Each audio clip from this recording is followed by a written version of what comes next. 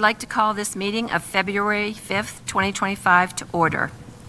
And I thank you to our live simultaneous Spanish interpreters for joining us today.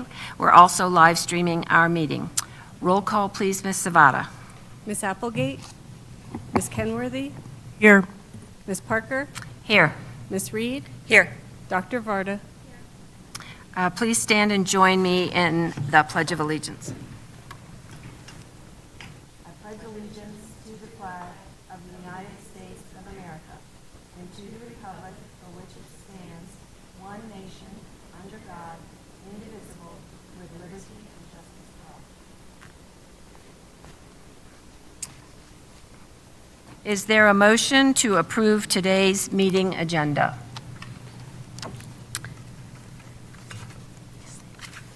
I move to approve today's agenda as presented in board docs.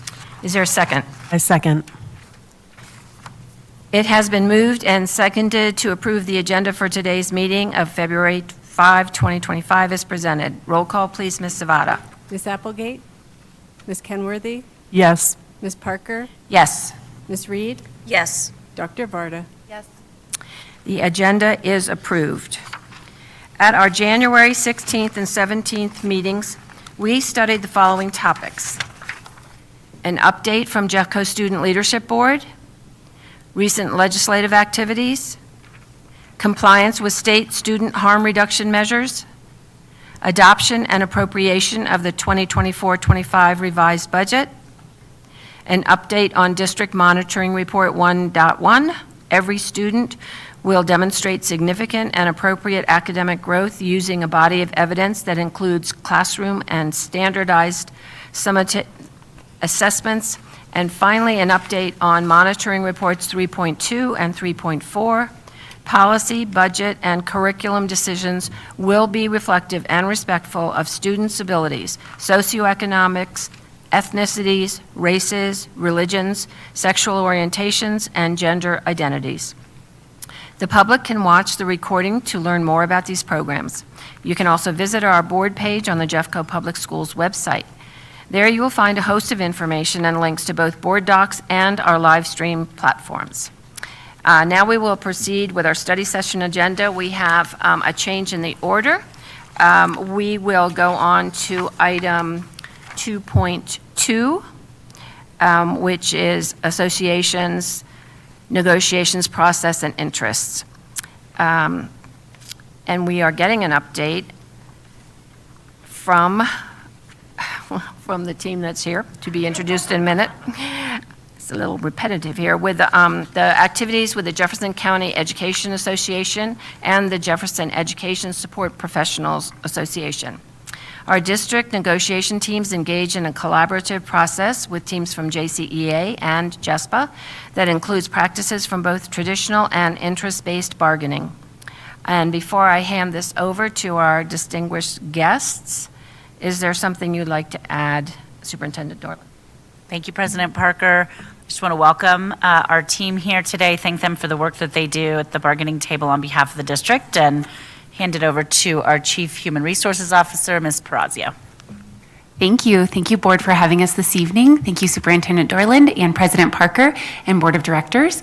We are happy to be with you this evening. As Tracy said, my name is Amanda Perazio. I am the Chief Human Resources Officer, and I would like my colleagues to have an opportunity to introduce themselves to you as well. Hi, everyone. I am Jennifer Kimson, and I am the Executive Director of Labor Relations. Hi, I'm Jen Christensen. I'm the Director of Labor Relations. Hello, my name is Mark Strelo. I am the Director of Custodial Services. Thank you, everyone. So we have a brief presentation for you this evening to provide for you an overview of the district negotiations and our interests. You had an opportunity to hear from our colleagues in the JESPA and JCEA in both December, I believe, and January. And so we are happy to present following their presentations around our perspective of interests. And so we will get started. This is our district JESPA team. We began our JESPA negotiations in December, and we are joined by a wide variety of administrators on the district team from across the different departments that work most closely with our JESPA teammates, including Mr. Strela, who happens to be an expert in working directly with the JESPA teammates because he has so many that he supervises under him. Here is our JCEA team. We just started our JCEA negotiation process last Thursday, and I'm very pleased to have this fantastic group of administrators joining us. Many of them are return candidates, if you will, on the negotiations team. Last year, JCEA asked us to consider continuity of leadership in joining the district team, just so that they understand the process and know how to engage. And so we took that to heart, and we made sure that the majority of our district representatives are returning. And so you will see probably some very familiar names up there. Beginning with an overview of our JESPA negotiation cycle. This year, in the spring of 2025, we are in a full opener. A full opener, as you are aware, means that any article, any appendix is open for conversation and negotiation with our JESPA colleagues. In December, they share interests with us. We share interests back to that with them. We also share proposed solutions to any of the interests that are open. From there, we begin to go back and forth with exchanging red lines in articles using language that we believe will meet the needs of the proposed solutions and the interests that have been presented to either team. And so looking back in our previous negotiation cycles with JESPA, you can see that I tried to stick with a 3-year cycle. I have JCEA have a little bit more perspective, so I actually have a 4-year cycle on theirs since they just had a full opener. In the spring of 22 with JESPA, we had 3 articles. That negotiation cycle ended in a successful completion. The compensation piece of that included a $2 per hour increase on every cell of the salary schedule, which is an average of an 8% increase across all portions of the schedule. It also included a step advancement, so the total average was a 12.1% increase back in 2022, which then was applicable for the 22-23 school year. The reason that that is an average is because the difference in steps and grades within the JESPA salary schedule is variable. We have, as you know, switched the JCEA schedule to be more consistent, so it's a 2.5% increase between levels. But for JESPA, it remains inconsistent, which is something we do have an interest in considering. In the spring of 23, which was applicable for the 23-24 school year, there were 4 articles plus an additional MOU that was presented and agreed to that year. We did end in successful completion. There was a $1.40 per hour increase on steps 1 through 7 of the JESPA salary schedule, as well as adjustment to other cells. There was also step advancement that year, which resulted in an average of an 8.6% increase.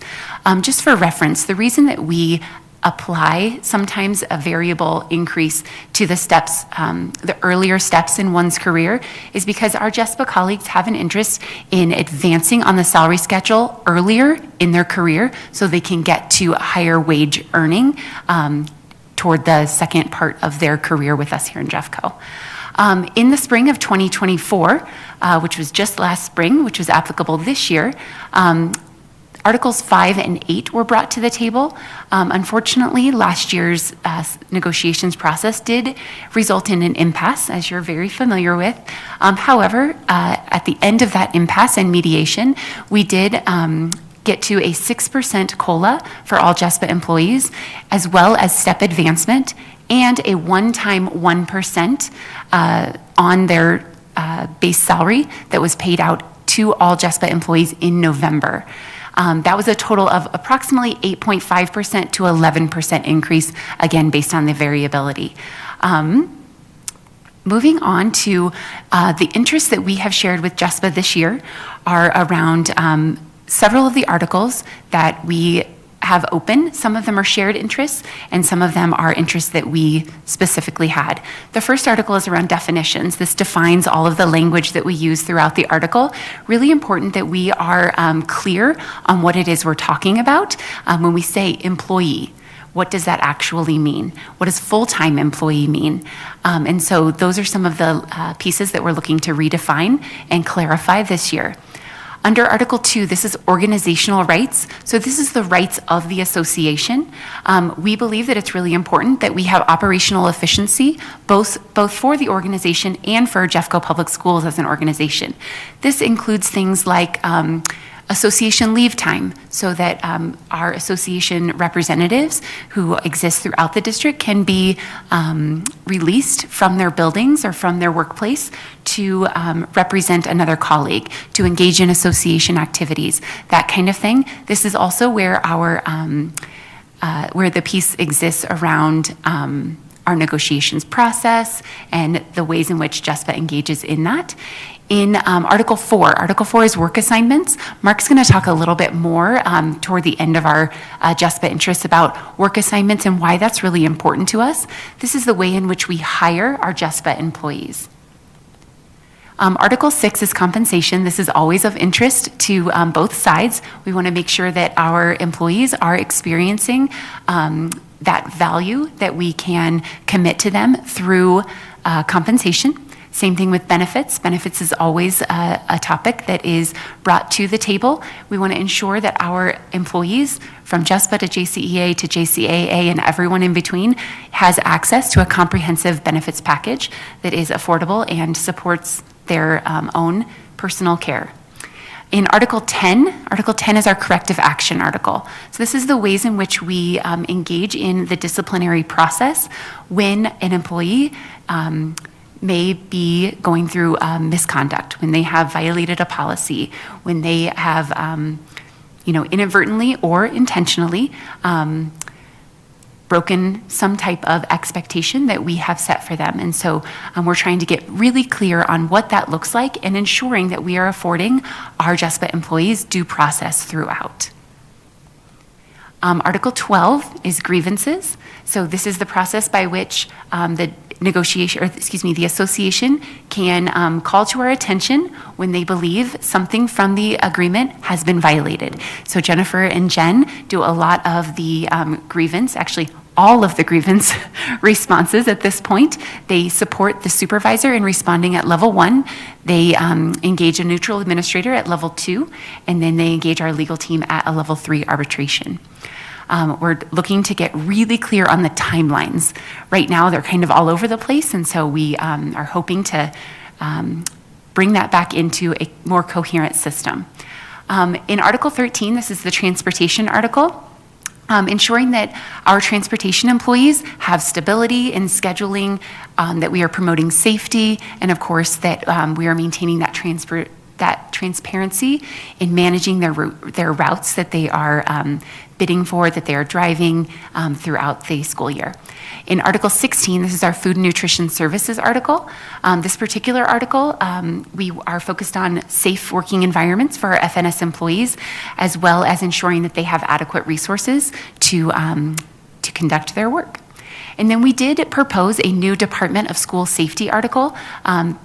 As you are aware, many of our school safety officers have very specific information that is beyond what a typical employee might have. They have access to databases that share background searches, background type information, and they also oftentimes are armed.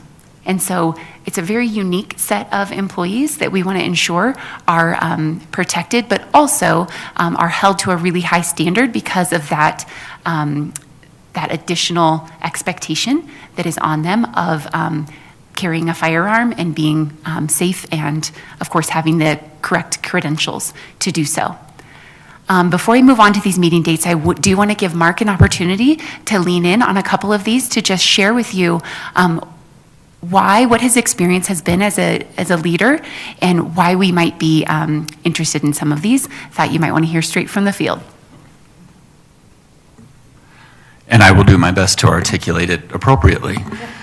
So yes, as Amanda talked about, some of the things that we work with in custodial services, and I think a little bit of background is probably a good place to start. In the custodial services department, we have 3 administrators that work with approximately 460 employees in the field. We do have 4 individuals in our office spanning a shift from 6 a.m. until 8 p.m.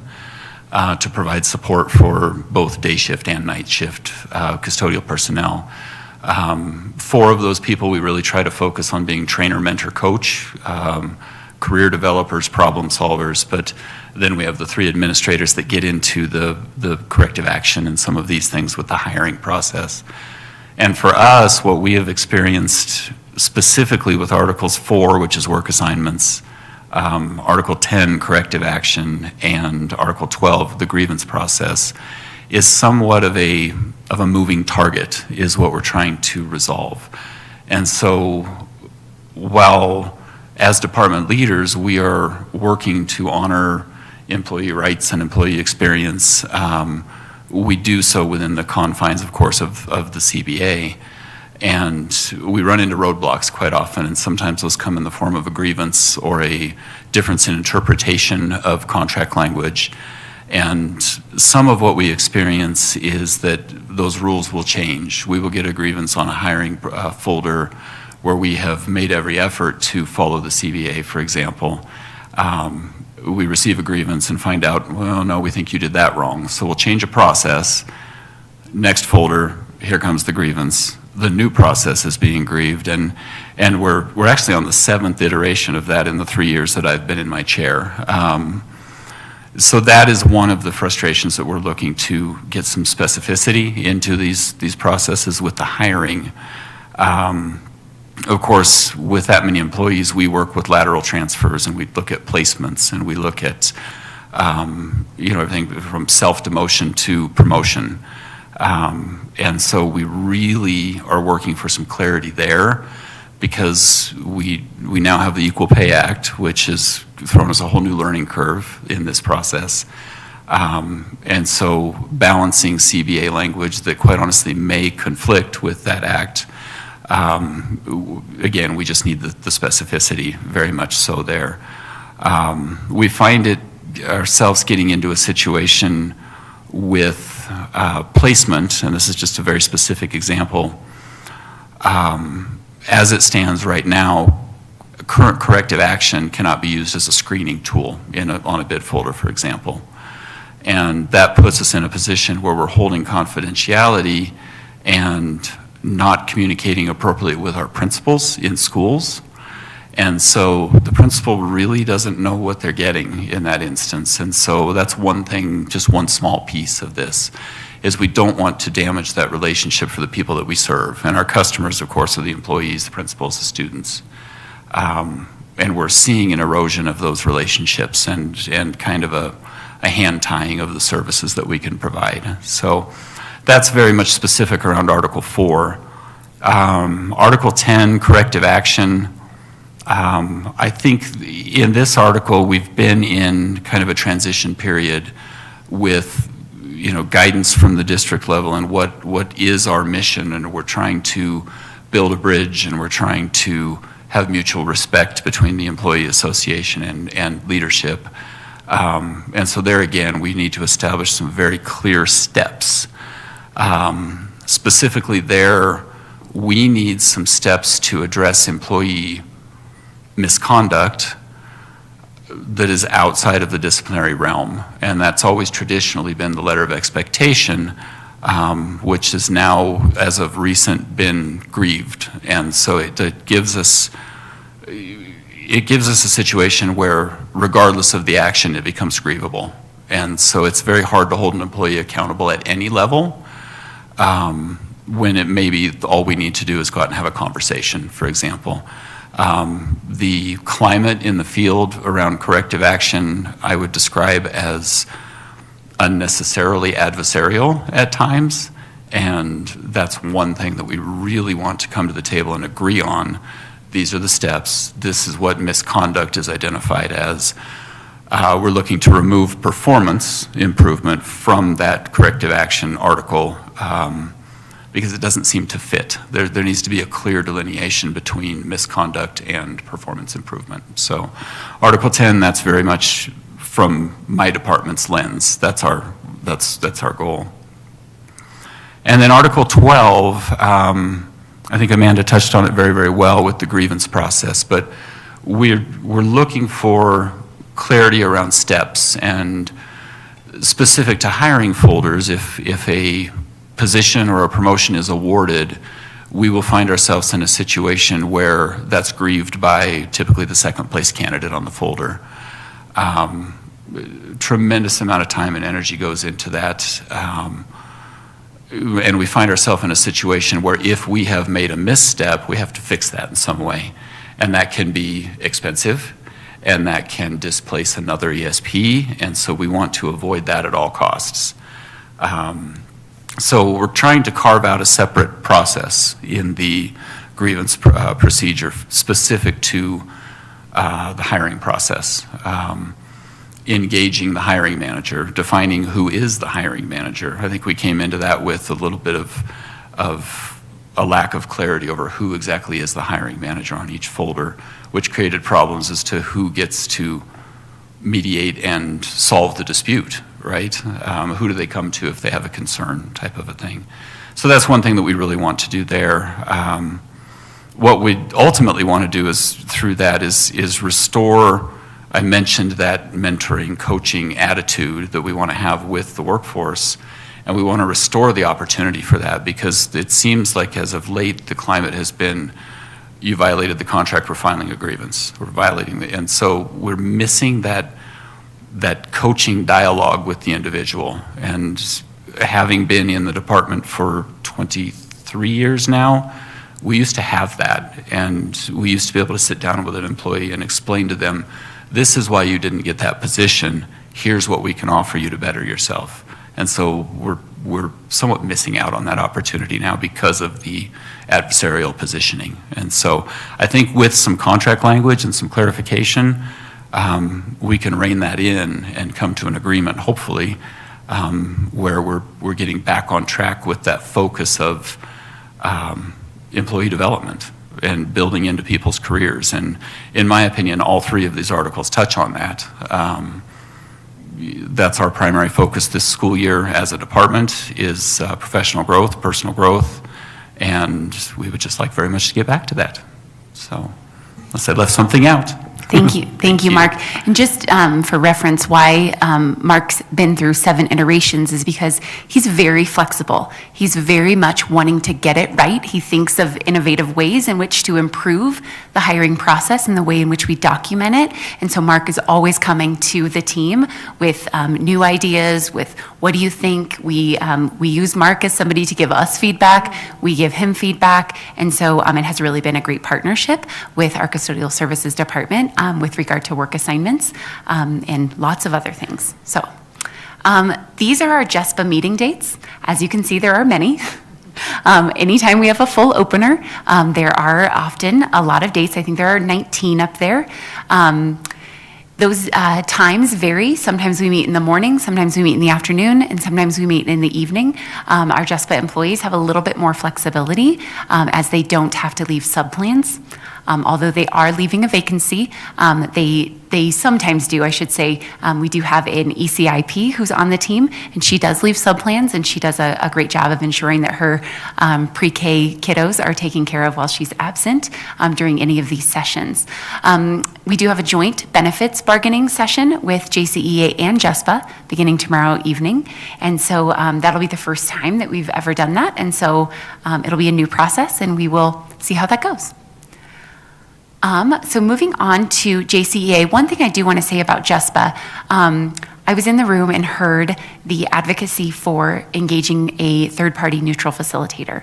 I want you to know that we have not yet done so, and that was an agreement between their facilitator and myself, because at this time, we feel as though we are building the relationship, or rebuilding trust, and we're doing a good job.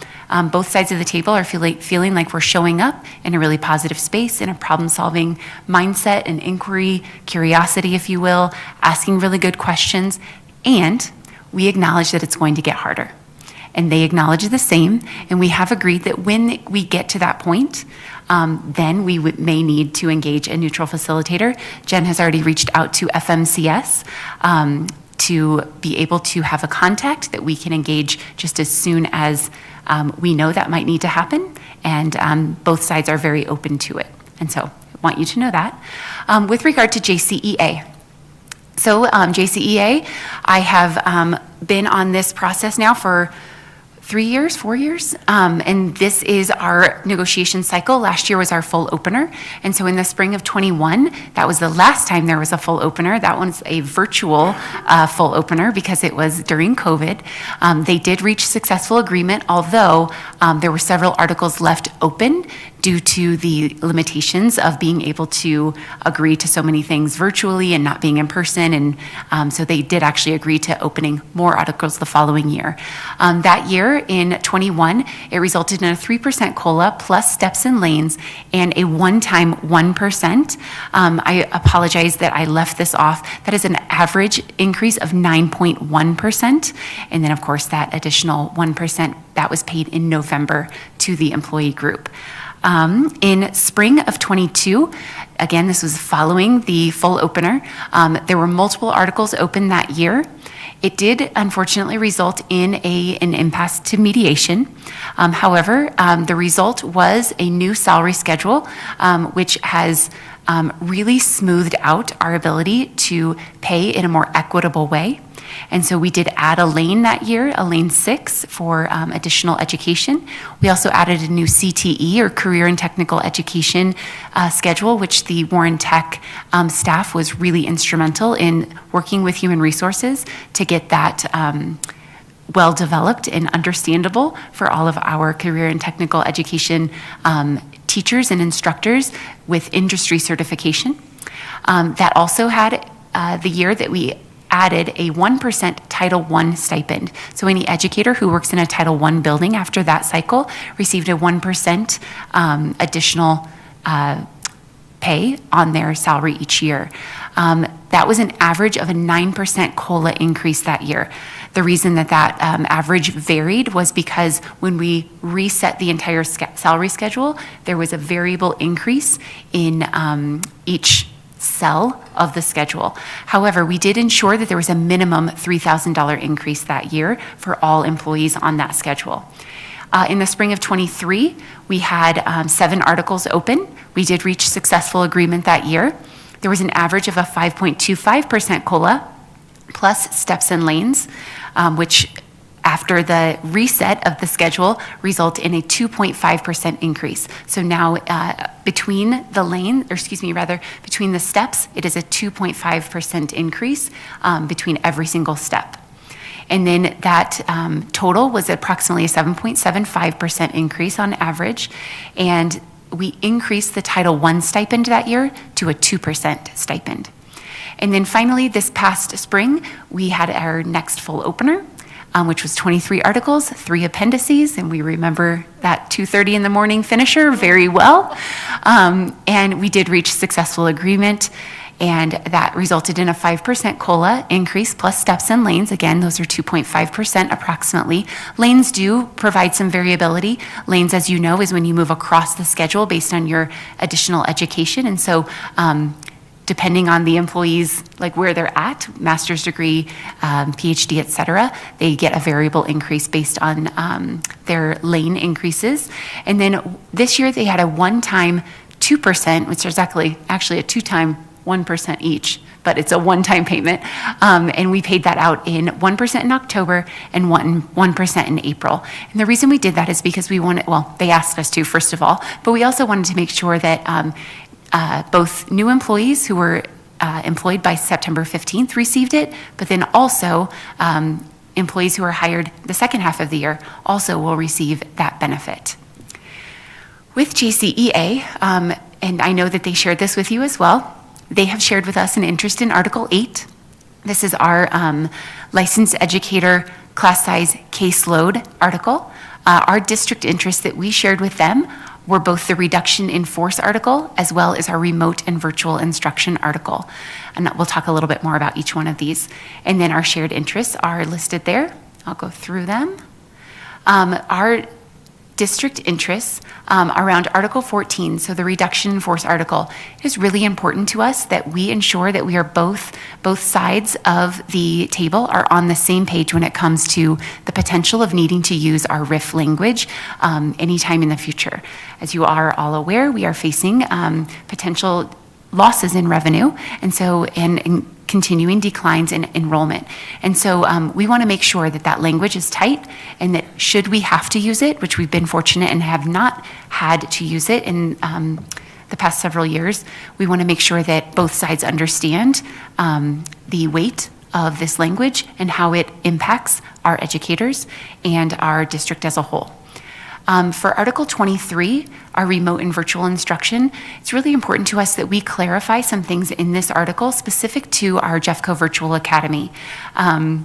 So JVA, there are some work hours and expectations that we really want to clarify to ensure that our employees have more clear guidelines on what is expected and what is not expected, right? We do not want them to be working 12-hour days. That's not the expectation.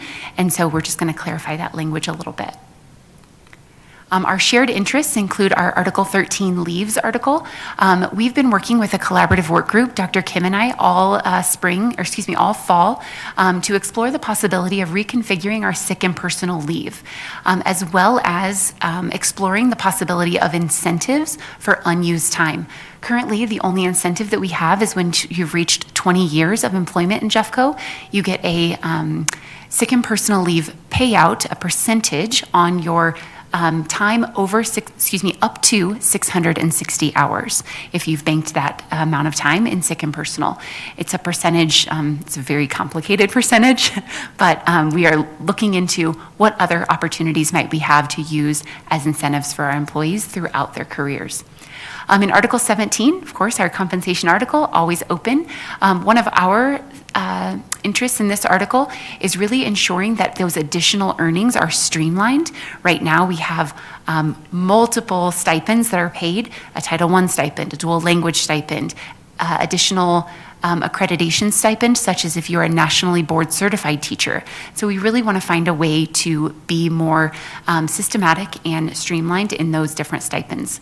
The special education article, again, a collaborative work group has worked throughout the fall semester to discuss some of the challenges that our special educators are facing with regard to time, IDEA responsibilities, caseloads, and of course, any extra duties that they have in meeting the needs of their obligation under the law. Other shared interests, our Appendix B is our coach and activity sponsor stipend.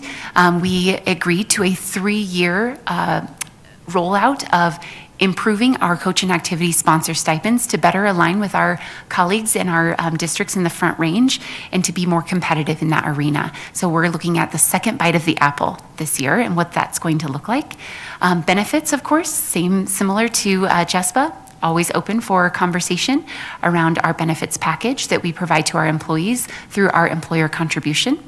And then Appendix E is a post-retirement employment. This actually came up this year in a grievance conversation around what does it look like to rehire our retirees and ensure that they are being paid equitably and are valued for the continued contribution that they are willing to make to the district and the classroom. These are our JCEA meeting dates. Looks so much shorter than both JESPA with the full opener and last year's meeting dates. Those are all scheduled in the evening so that our educators can be present with their students during the day, with the exception of the February 20th joint benefits. That one is a half day and goes into the evening. And so we will release our educators from the classroom that afternoon. So our negotiation process, this is just really our kind of our vision for what this looks like. So in collaboration with JCEA and JESPA partners, we engage in a process that includes practices from both traditional and interest-based bargaining. Interests, potential solutions, and/or stories are shared, followed by the exchange of red lines and revised language proposals and counter proposals. Then upon arriving at a satisfactory compromise, we work toward tentative agreement through a consensus gathering process. It's very technical, thumbs up or thumbs down. Very technical. And then finally, our commitment to negotiations from the district perspective, and honestly, the association perspective as well, we are collectively committed to continuous reflection and action toward improvement of learning, leading, teaching, and working conditions for the benefit of our students, educators, employees, and families across Jefferson County. So we are very pleased to lead that process and be your designees. We appreciate the trust that you place in us and the support that you provide us throughout the process. And of course, any questions we are happy to attempt to answer here. And if we don't have the answer, we will most definitely get it for you. Thank you. Board, any questions or comments? Thank you so much. I know there's so much time and effort that goes into this outside of the dates that are listed here, along with that time. So thank you all, and to your fellow folks at the negotiations table. I just have one clarifying question. When you were talking about JESPA and you had the additional piece at the bottom, that is in reference to potentially SROs becoming part of our operating staff because we will be picking up additional costs on funding. Is that accurate? So it's actually our armed patrol officers that we have. So Jeff down at or Eli down at the main desk is one of these gentlemen. We also have, ladies and gentlemen throughout the district who are doing the armed patrol. It also would include our dispatch, who is working, 24/7 to ensure that, buildings are safe and all the cameras are being monitored, this and that.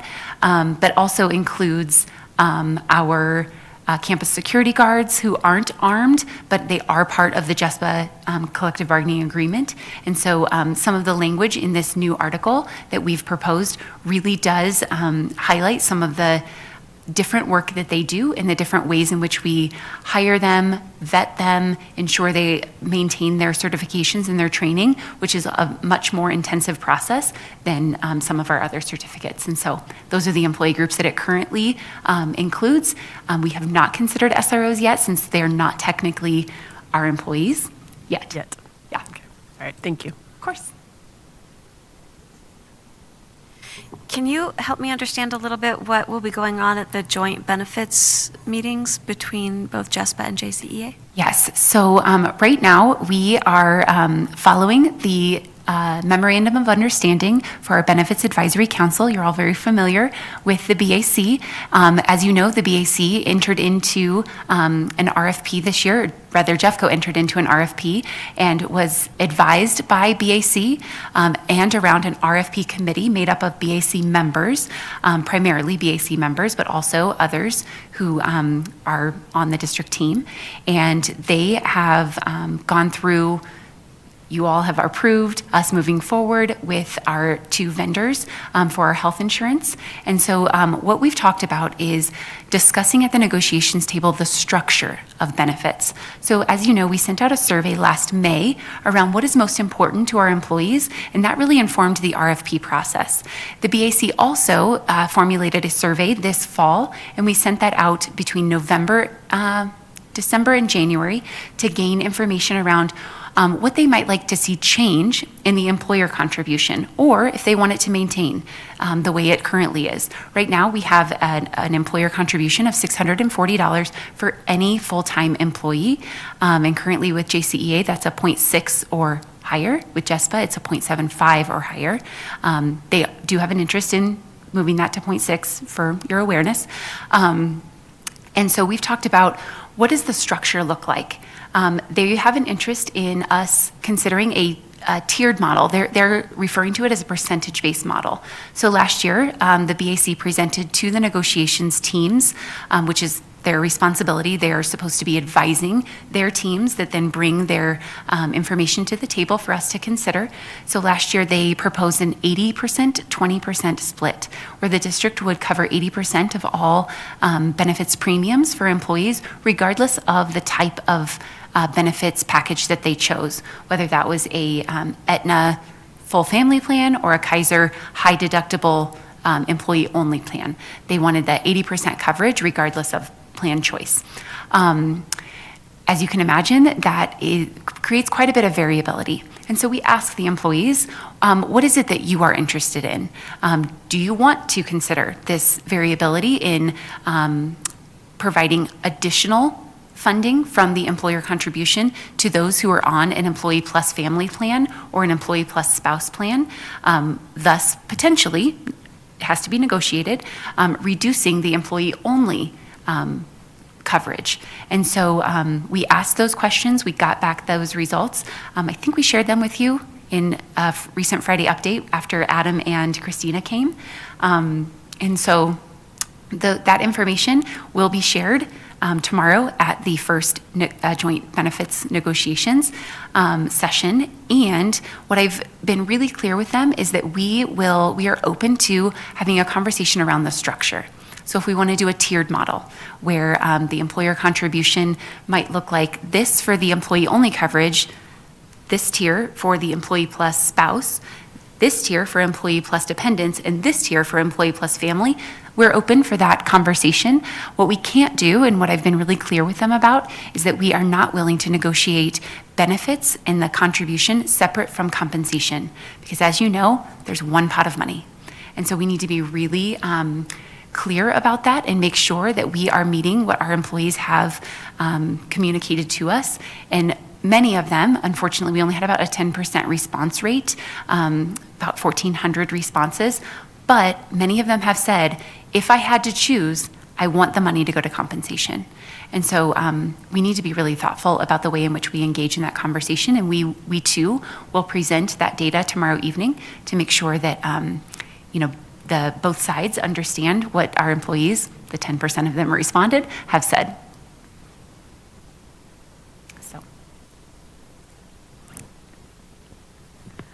I just want to say thank you. I know it's a lot of work, and even just going through and the quick snippets. I know I will have a lot more questions as we move on, but just a gratitude for the work that you all are doing. We really appreciate it. Thank you. Last year, there was a point where there was a lawyer involved. Is a lawyer planning to be involved? We do not currently have a lawyer planned to join us, either at JESPA or JCEA. Should there be a time where we need to have legal consult, we're very fortunate to have our fabulous attorneys on staff who are always willing to consult with us and provide us that really great direction. And certainly, if ever that becomes a need, we can re-engage in that conversation with our in-house attorneys as to what our needs are. But currently, we do not have that in the plans. So this year it would go if there was a need for help facilitator. That would be our first attempt, would be facilitation. Okay, good. I just wanted to ask if on the Title I stipends, I think I've been here through the years of those increases, and I'm so supportive of those. Is there any interest on either the district or employee side to continue to increase that stipend? It's not stipend, it's an... It is a stipend, yeah, it's a stipend. Yeah, okay. Definitely on the employee side, they have that interest. We also added, and I apologize, I forgot to put this on there, we added a special educator stipend last year. It's a small amount, and yet it is a way in which we can begin to show how appreciative we are of the extra work that they do. We also pay them for 3 additional days of work for their IDEA responsibilities. And yes, they have communicated to us an interest in both continuing and incrementally increasing those stipends as we are able. We've heard so much about turnover in those Title I positions, so I think any incentive to keep folks there would be great. I had one more and I've forgotten it, but so that's all I'm thinking about now. Thank you, and best of luck and Thank you. negotiation season. We appreciate it. Yes, thank you so much. That was really informative. And I have one question about letter of expectations. Can you give me more information on them? So I can. Typically, in the way it's laid out in the current contract language, the letter of expectation is a non-disciplinary step, and it's a way to informally address a concern. I guess a better way to put that would be to informally address a concern, because it's in writing. It's not part of the formal corrective action process, which would start with a letter of reprimand at step 1.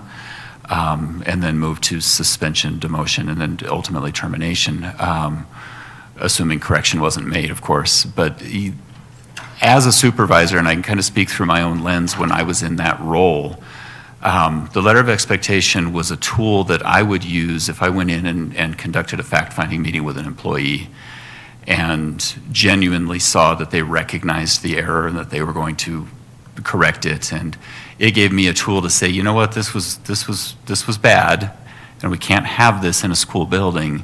However, I understand it's not going to happen again, so I'm going to use this non-disciplinary tool to address it formally but informally, if you will. So it lives outside of the corrective action process, but it's an official letter that you can hand somebody, go over with them, establish the expectation. Also wonderful if the behavior repeats, because then you have a foundation. And it's, again, our goal is to resolve things at the lowest possible level. And so that letter of expectation gives us an opportunity to resolve it before it becomes career threatening. Does that make sense? So. Okay, thank you. Well, really, this was really helpful, and fingers crossed it continues to go well, and I guess we'll be hearing from you again. Thank you so much. So at this point, we will go back to item 2.01, and this agenda item will allow the board the opportunity to review and discuss recent legislative activities of the 75th General Assembly. Should the board wish to formally endorse or support legislation, we may also discuss it during this time.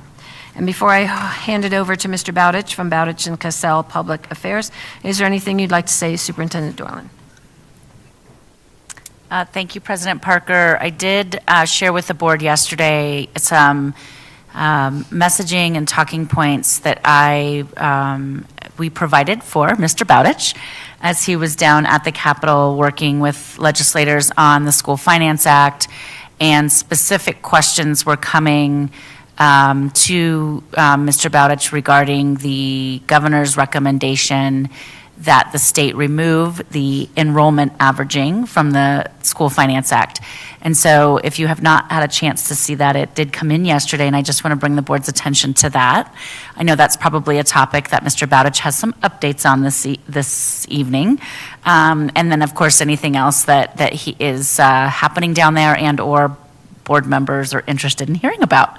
So thanks for your work to represent our perspective, especially over the last couple of days, and welcome. Thank you, Madam Superintendent and members of the board, and thanks for the schedule adjustment. Appreciate that. I'd like to start by saying when the letter that the superintendent references, statement about the importance of enrollment averaging got to me, I emailed it out to all members of the Jeffco delegation.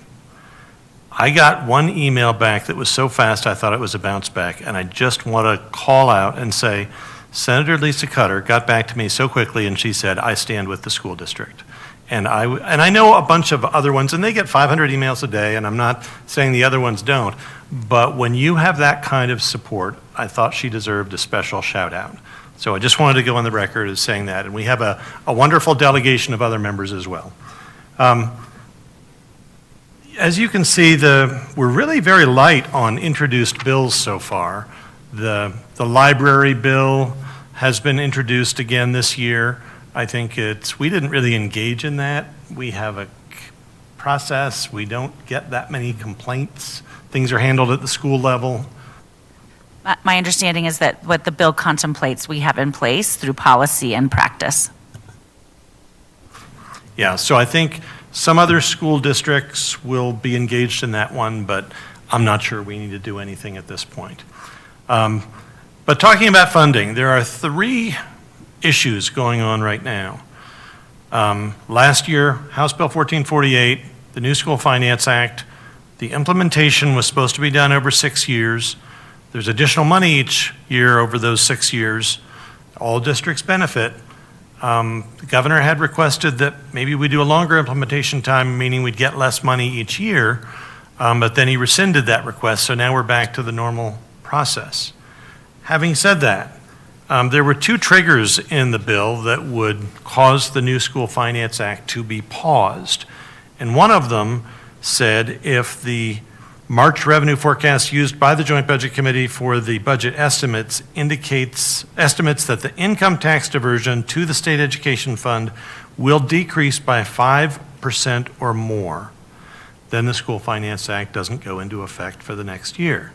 We are going to hit that trigger, and we're going to hit that trigger in a bit of an unusual way.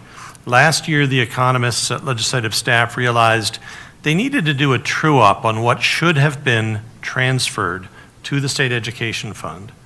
And they are authorized to do this on their own, no statutory, no action by the legislature was necessary, but there was about an extra $100 million that went into the state education fund in 23-24. Well, that means when we get to 24-25, the current fiscal year, we're not going to have as much revenue put into it. So we're below the 5% threshold. Some people at the Capitol are saying, well, that's just a technical oddity. Most of the school districts' lobbyists are saying those triggers were carefully negotiated, and a 5% threshold is a 5% threshold, and don't talk to us about this being a technical violation. If the legislature wants to change this, the legislature can sponsor legislation to change it, and we'll see what happens. That's the first issue, and that's the implementation of 1448. Second issue is the declining enrollment debate. The state budget, I think I was out here maybe 3 weeks ago. In that time, we've got worse news on the state budget. Turns out that the state calculation for allowable Tabor revenues has been undercounting the population. We've never done a true-up, and when we do that, no, we've been overcounting the population. So we've actually had smaller population growth, very slightly, but that adds up. And all the years we should have given a little more Tabor refund if you dump that into one pot. We owe another $160 million. So now we're back up above $900 million. In my conversations with the Joint Budget Committee members, they look at me and they say, everything is on the table. Absolutely everything. So we're back to having to defend the issue of enrollment averaging. The district CFO gave a fabulous summary as part of a panel put together by CASE to the Joint Education Committees. She did a wonderful job representing the district and the importance and why declining enrollment doesn't have anything to do with phantom students. So all of these things are swirling around. I think I know the interests of the district in these things. I would guess that you would ask me to work to ensure that 1448 is implemented as originally scheduled in the original agreement over a 6-year period, not longer, and resist any change in multi-year enrollment averaging. My guess is there's going to have to be some reduction to K-12 somewhere, but I think those 2 clear pieces of direction would give me solid ground on which to advocate on behalf of the district and the students and the Jeffco community.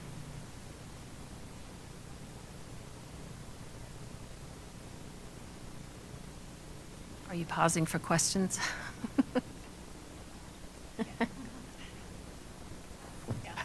Yes. Okay.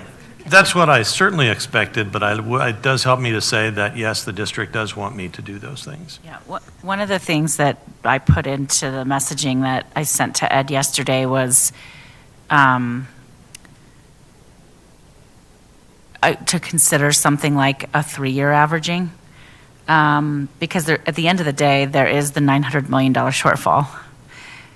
At the end of the day, everything is on the table, and the state's going to have to do something. I also just fundamentally believe that a 5-year averaging allows districts to kick the can down the road in a way that maybe is not helpful for students that are sitting in small schools, which we dealt with, and I saw the effects of here in Jeffco when I visited schools that were under-enrolled drastically. And so my goal has been to try to figure out how do you enter into the conversation where you're actually a part of it and not just advocating for something that is probably not realistic, given the state's budget situation. So just know that that is part of the messaging that I shared with Ed earlier this week and is in your inbox from yesterday. And I think that's a very realistic statement to make, that they're going to do something. And frankly, if they move from 4 to 3 years, This is more a question for Superintendent Dorland. Do we know about how much that would affect us? Ish? Not looking for hard numbers.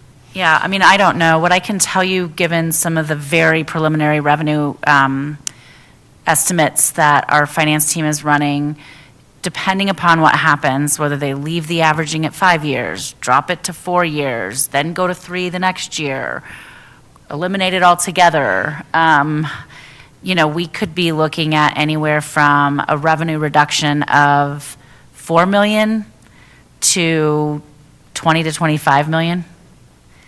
Does the 3-year? And some of put us that in the middle? depends on one more thing. Some of that depends on what the state decisions are related to how they calculate the revenue. And some of that depends upon our enrollment and how much it drops next year. Those two things are working together in those estimates. And we are preparing for revenue estimates to come to the board. I don't know when we start talking about revenue estimates. Next Friday. I'll be able to share more with you. We're working on it now. But at this point in time, like everything that happens at the state with the budget, it's going to be a range because we don't have any indication of what they're going to do. The other thing that I talk about in the message that I sent to Ed earlier this week was we've got to have some indication of what the heck is going to happen prior to May. Like, the timing of this is exhausting. It strains relationships with our associations and our employees. It's unrealistic for a board to turn it around and meet the legislative deadline of June 30 for their budget approval. And the state needs to figure out a better process to give us some sort of indication of what our revenue is going to be, no later than early to mid-April. So that's the other piece that I put into the message. that would be great if the legislature could settle on that, because there are so many rumors about the budget. In addition to rumors about all the other things going on in society, if we could somehow make the decisions and calm everybody down on the budget, that would help. Well, and I've been each year feeling very, fortunate that we've had a healthy fund balance, and we still do. But given that we have tightened things up and provided the compensation increases that you saw earlier tonight with our bargaining team, I'm not sure that we're going to have the luxury this year of relying on our fund balances to get us out of this one. And, it's going to, depending upon the revenue, it's going to hit us harder this year or less hard. And so we're just going to have to kind of wait and see what the state decides to do with the calculations. Other questions, comments?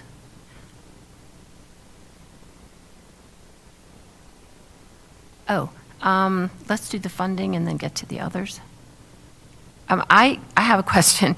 When you were talking about 3 things that could cause a pause in 1448, did I say it right? Does a pause mean don't start it? Don't start it, or I think it means don't continue the next phase of it. As, What phase have we done so far? we haven't done any. So Okay, July at- 1, At this point, it would Right. mean, the first year of funding and the first year of the change would take July 1. But at this year, unless the trigger is, unless they do a bill to modify that trigger, at this point, I don't believe it will go into effect. okay. So that means that you said something about the 5% threshold. I understood there's confusion over whether it's just a hard number or if it's, something that you can, discuss. But that seems to be a possible trigger that says, nope, we're not starting it. And then the Tabor, I'm still trying to understand that. Does that mean, they don't have to go back and refund Tabor because their population numbers were off, do they? No, but they do have to refund the money that was owed, and they'll refund it all this year. So they do So have to go back. They do have to go back and refund it, but yes, the mechanism would be to do it this year. Okay, so it could be even more going to refunds for Tabor. Right. And so if those two triggers kind of make us not implement 1448, it's not going forward, what does that do with this averaging that was in 1448? That goes away, their plan for 1448, and then they just vote on whether they're going to go with what the governor wanted and eliminate it. The enrollment averaging is a related debate to 1448, but it's separate. Okay, If 1448 isn't implementing, we go back to a 5-year enrollment. great, that's great, let's Yeah. do it. But I'm confident, if I were guessing, I think they would try and address this trigger. But the debate about the averaging can be done whether 1448 goes into play or not. Okay, thanks. So, okay, those were my questions on the funding. And I guess now we can open it up. Director Kenworthy, did you want to address some of these bills?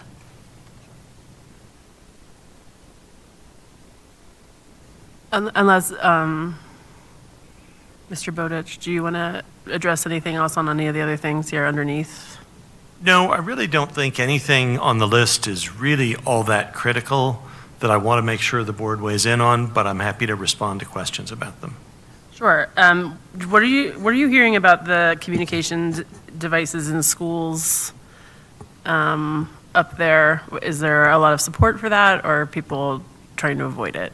I'm curious. On House Bill 1135 that is coming from Children's Hospital, Colorado, I think because it leaves total flexibility to the school boards, no one is getting too concerned about it, and that bill has a good chance of passing. Okay.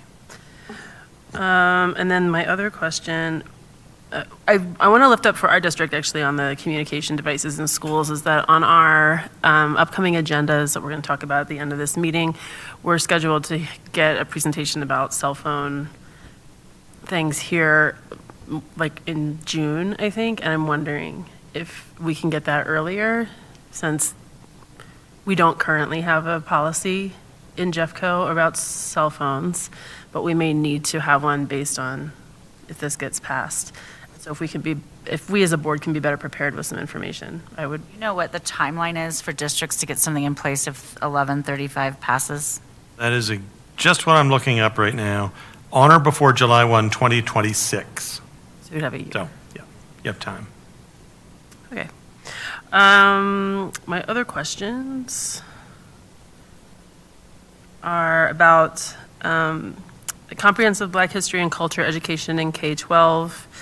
I would be willing for our board to lend support to that if we're interested, or if we want to wait until it's further down the road to do that, we can, and want to partner it with some other things that we're going to lend support to, we can do that too. I'm just mentioning it now. That's something I would support. And I might, to that bill, say you wait until the next time I'm out, because I think there's another bill that's coming that's similar to that. So then when they're both introduced, you could look at them together. Okay, that's helpful. Thank you.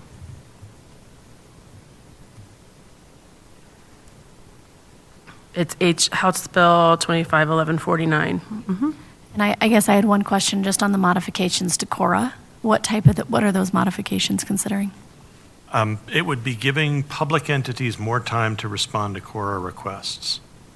So right now, I believe it's 3 days to respond to KORA requests. This bill would move it to 5 days with the exception of requests from media. The media would still be under the original deadline.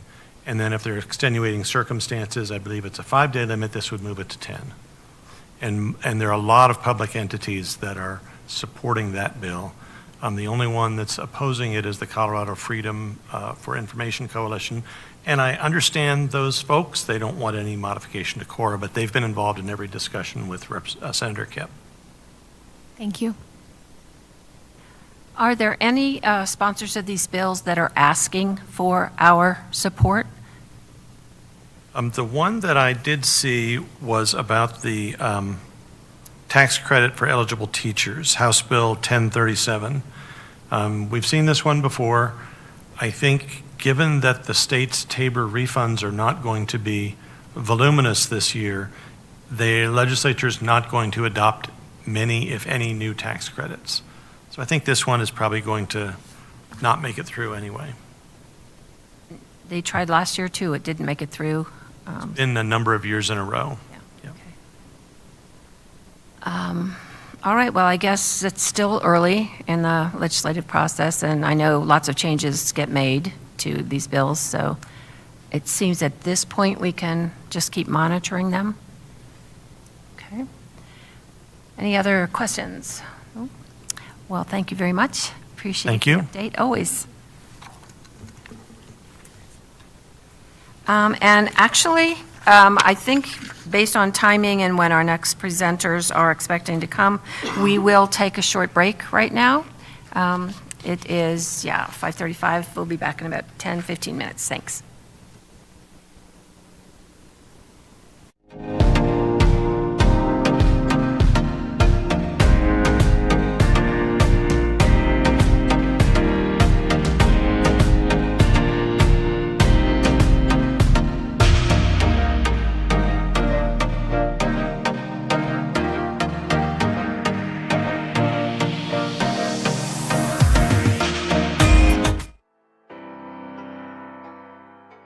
One of the key responsibilities of the Board of Education is policymaking. We create and adopt policies that shape how our schools operate everything from curriculum decisions to policies that ensure every student feels a sense of belonging. Our policies help ensure consistency, fairness, and excellence across all district schools. We work hard to ensure they reflect our community's values and serve students' best interests while following state and federal laws.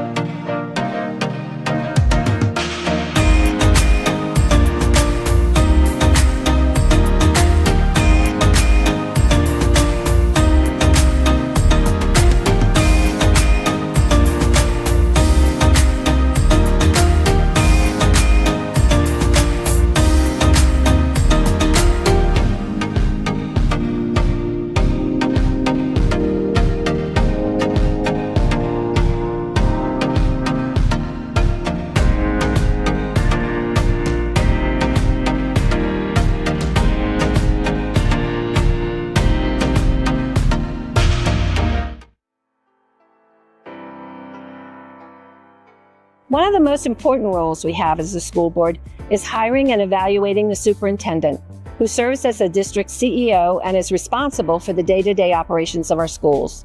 We provide the support and guidance they need to effectively lead and evaluate their performance to ensure progress towards our educational goals.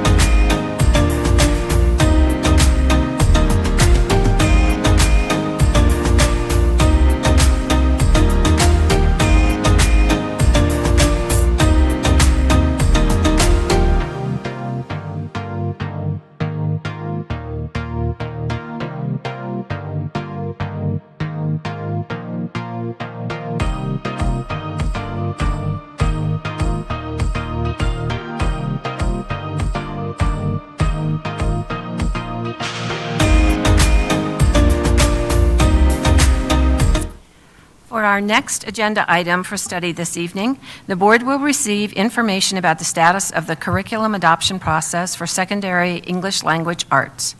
In accordance with district policy and the Jeffco curriculum adoption cycle, instructional resources that are recommended to be added to the catalog of approved instructional resources are voted on by the board. In September 2024, a request for proposals, or RFP process, was initiated based on recommendations from key curriculum and instruction stakeholders. Following extensive input provided by central office staff and a broad representation of school-based stakeholders, which we will hear more about tonight.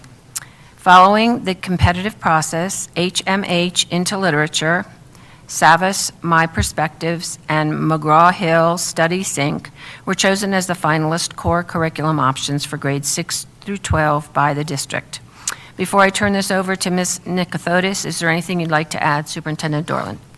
Thank you, President Parker. I've had the pleasure of being in multiple classrooms over the last month where the secondary English language arts curriculums are being used, and not just one, but multiple of the list that they're being piloted. And I just want to thank you all for the work that you've done to do this. And I believe the pace at which we're doing it is allowing for teacher voice to be part of the work. And in particular, when we shift in from elementary resources into secondary resources, that content expertise that our teachers have and bring with them, and the passion for the content they teach is incredibly important to them and to us. So giving ourselves time to think about their feedback, for them to provide the feedback after using the curriculum has been really important and will continue to be important. And so thank you to the team for doing it in that way. I have seen the resources being used. I think they're having an impact on access and exposure to grade level standards and rigor, and appreciate that. So, Ms. Nicothodes, thanks for being here this evening, and I'll let you introduce the guests who you've brought with us for the presentation and discussion. Thank you, Superintendent Norland, President Parker, members of the board. I'm Renee Nicothodes, the Chief Academic Officer here in Jeffco. Happy to see you all again. I want to also introduce my friends that I have here. I'm really more excited for you to hear from all of them tonight about their experience so far with the resources that we're here to talk about with you. I'm Bethany Robinson, Director of K-12 ELA, Social Studies and Libraries. Catherine Driscoll. I'm a 6th grade teacher at Creighton Middle School, and this is our 2nd year using HMH.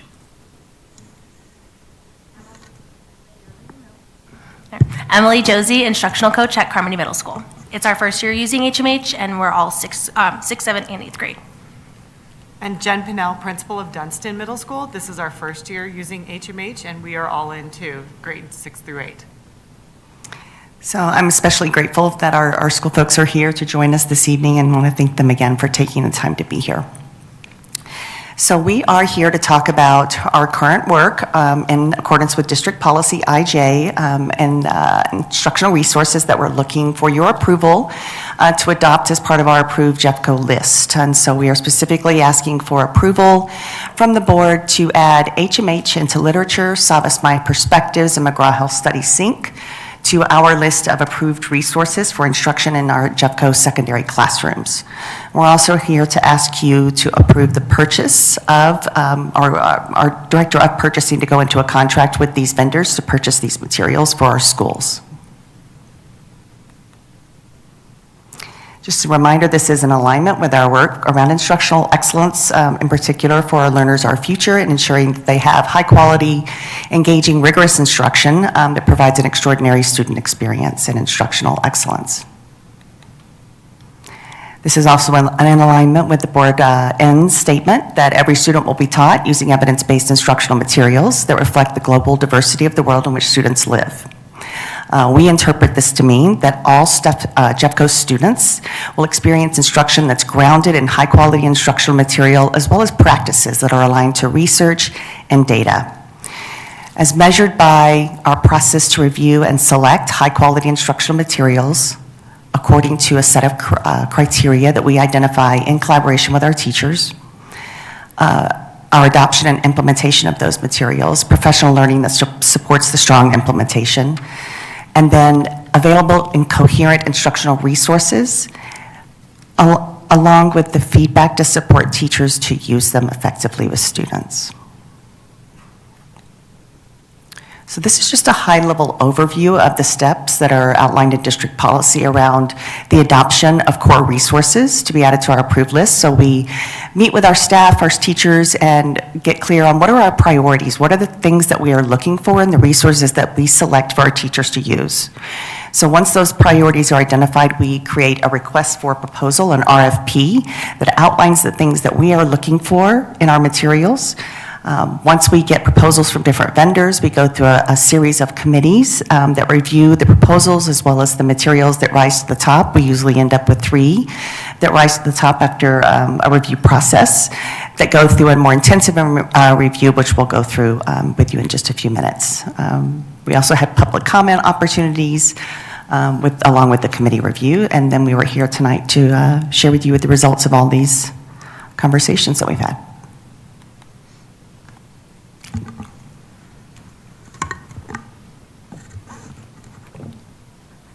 I would also like to take a moment just to introduce 2 members of my secondary ELA team who are here with us as well tonight, Robin Kehoe-Ramsey and Tiffany Wright.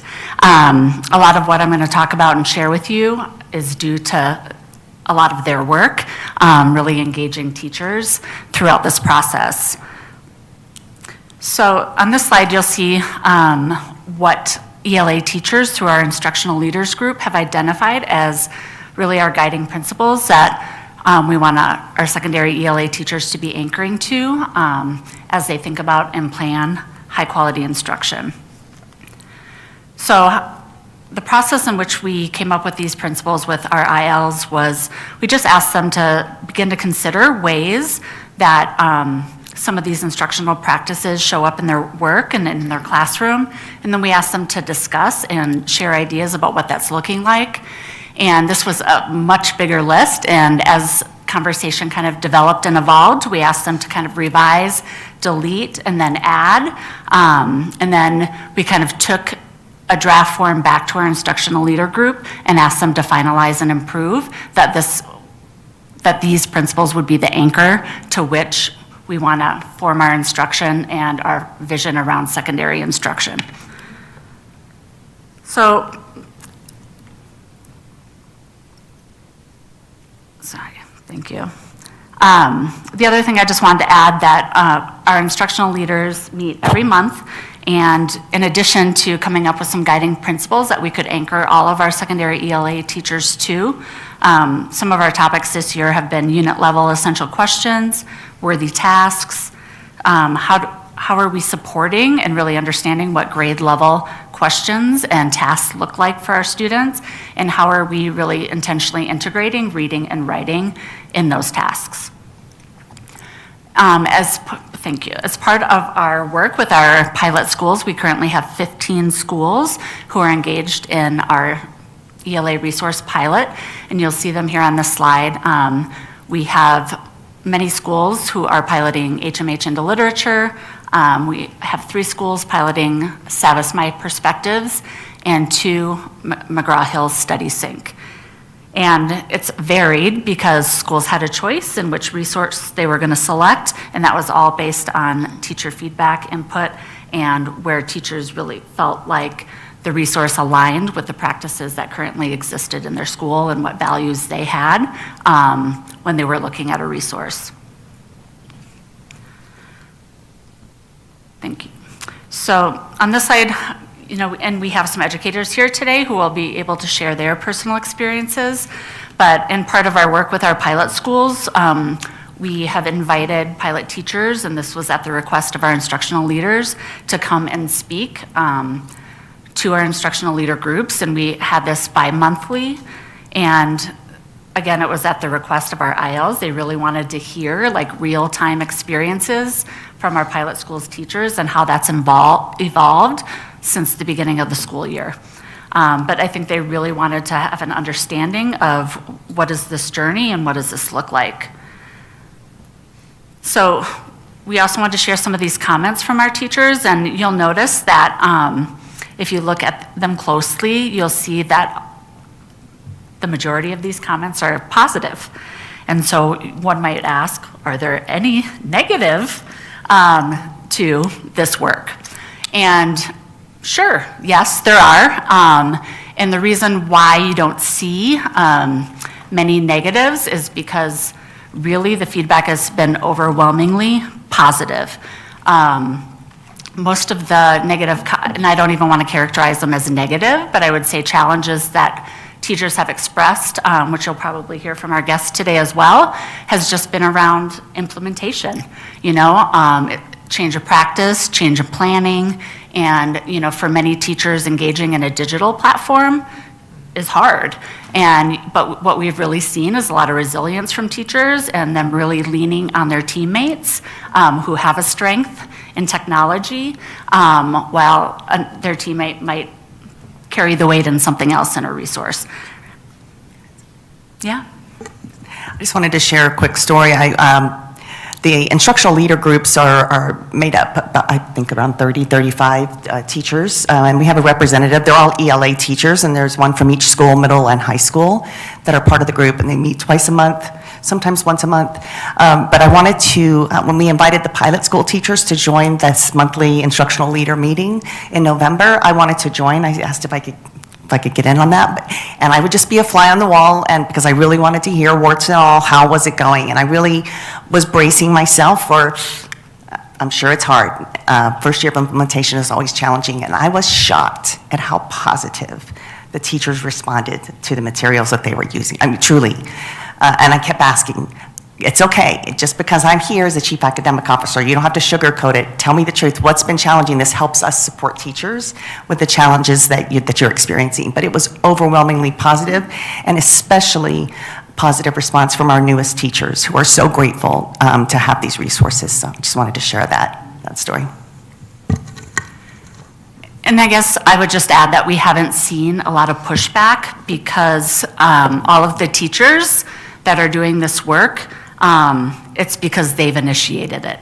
It has all been grown within the building, and it has been requested by the teachers in the building and the pilots. And so I think because they have been willing partners, we just haven't experienced a lot of negative experiences.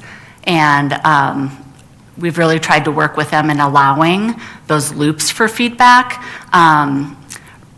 Ms. Nikothodis, Ms. Paulson, who is our executive director, and myself offered a couple listening sessions in November, December, where we invited teachers from pilot schools to just share their experiences with us.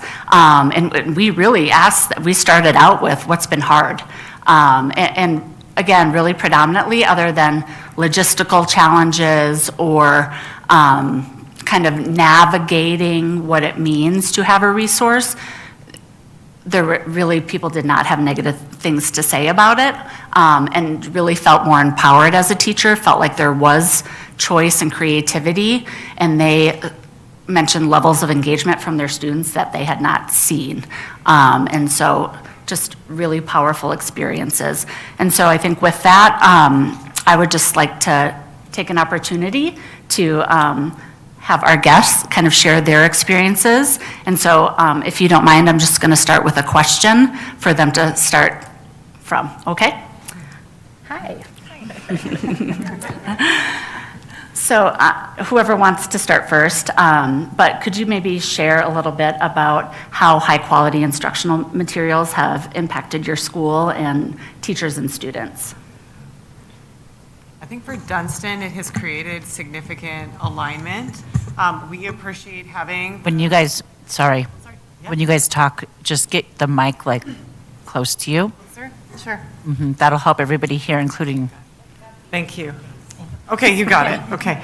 At Dunstan, it has really helped to have everyone in, so all of our language arts teachers are involved in this, and that helps everyone feel like that sense of camaraderie as you're trying something new, and that has been helpful for certain. It is a very meaty resource, and so it takes time to learn all of the different levels and intricacies of it, and I have really encouraged our teachers. There has been a time, I remember, when they were a little bit stressed about it, and they were expressing that, and they were questioning, well, why is it put together this way, and that sort of thing, and I said, you know, having been a principal of a school, elementary school and secondary, and having implemented other resources before, sometimes it will take you a full calendar year, like full year of implementation before you understand the way that the resource is constructed and why it's constructed that way.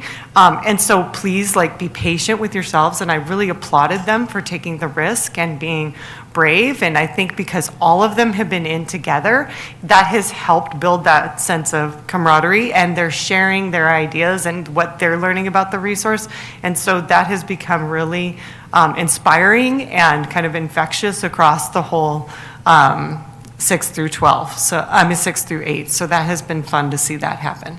Yeah, but that has helped. It's helped with the quality and the text that students are enjoying, most definitely. And the teachers still have a little bit, where they can add certain things as well, and they have enjoyed that too. So we're really working well together and working hard to give them structures, such as in their PLCs, to sit there and share what it is that they're learning about the resource, and that way we're growing the collective knowledge within the organization of how do we do this, how do we implement it, and it really is about the intricacies and then getting to know it because it's such a meaty resource. So that's where we're coming at it, but it's been fun all the way across.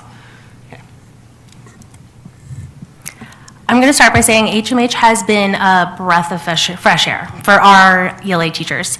It's been a resource that's given teachers more time to actually engage in how they're going to differentiate for their students, rather than spending hours looking for texts that are going to support all their multilingual learners, that are going to be engaging, that are going to give choice, going to give agency, going to be culturally relevant. They can now spend time, because all those resources are there for them, they can spend time of how am I going to teach this in the classroom? How am I going to give all of my students individualized feedback? And that's been true for all of our grade levels, which has been really great. So for 6th, 7th, and 8th grade, it's really given all of our staff and for our ELA team coherence, a sense of belonging, and also a sense of consistency.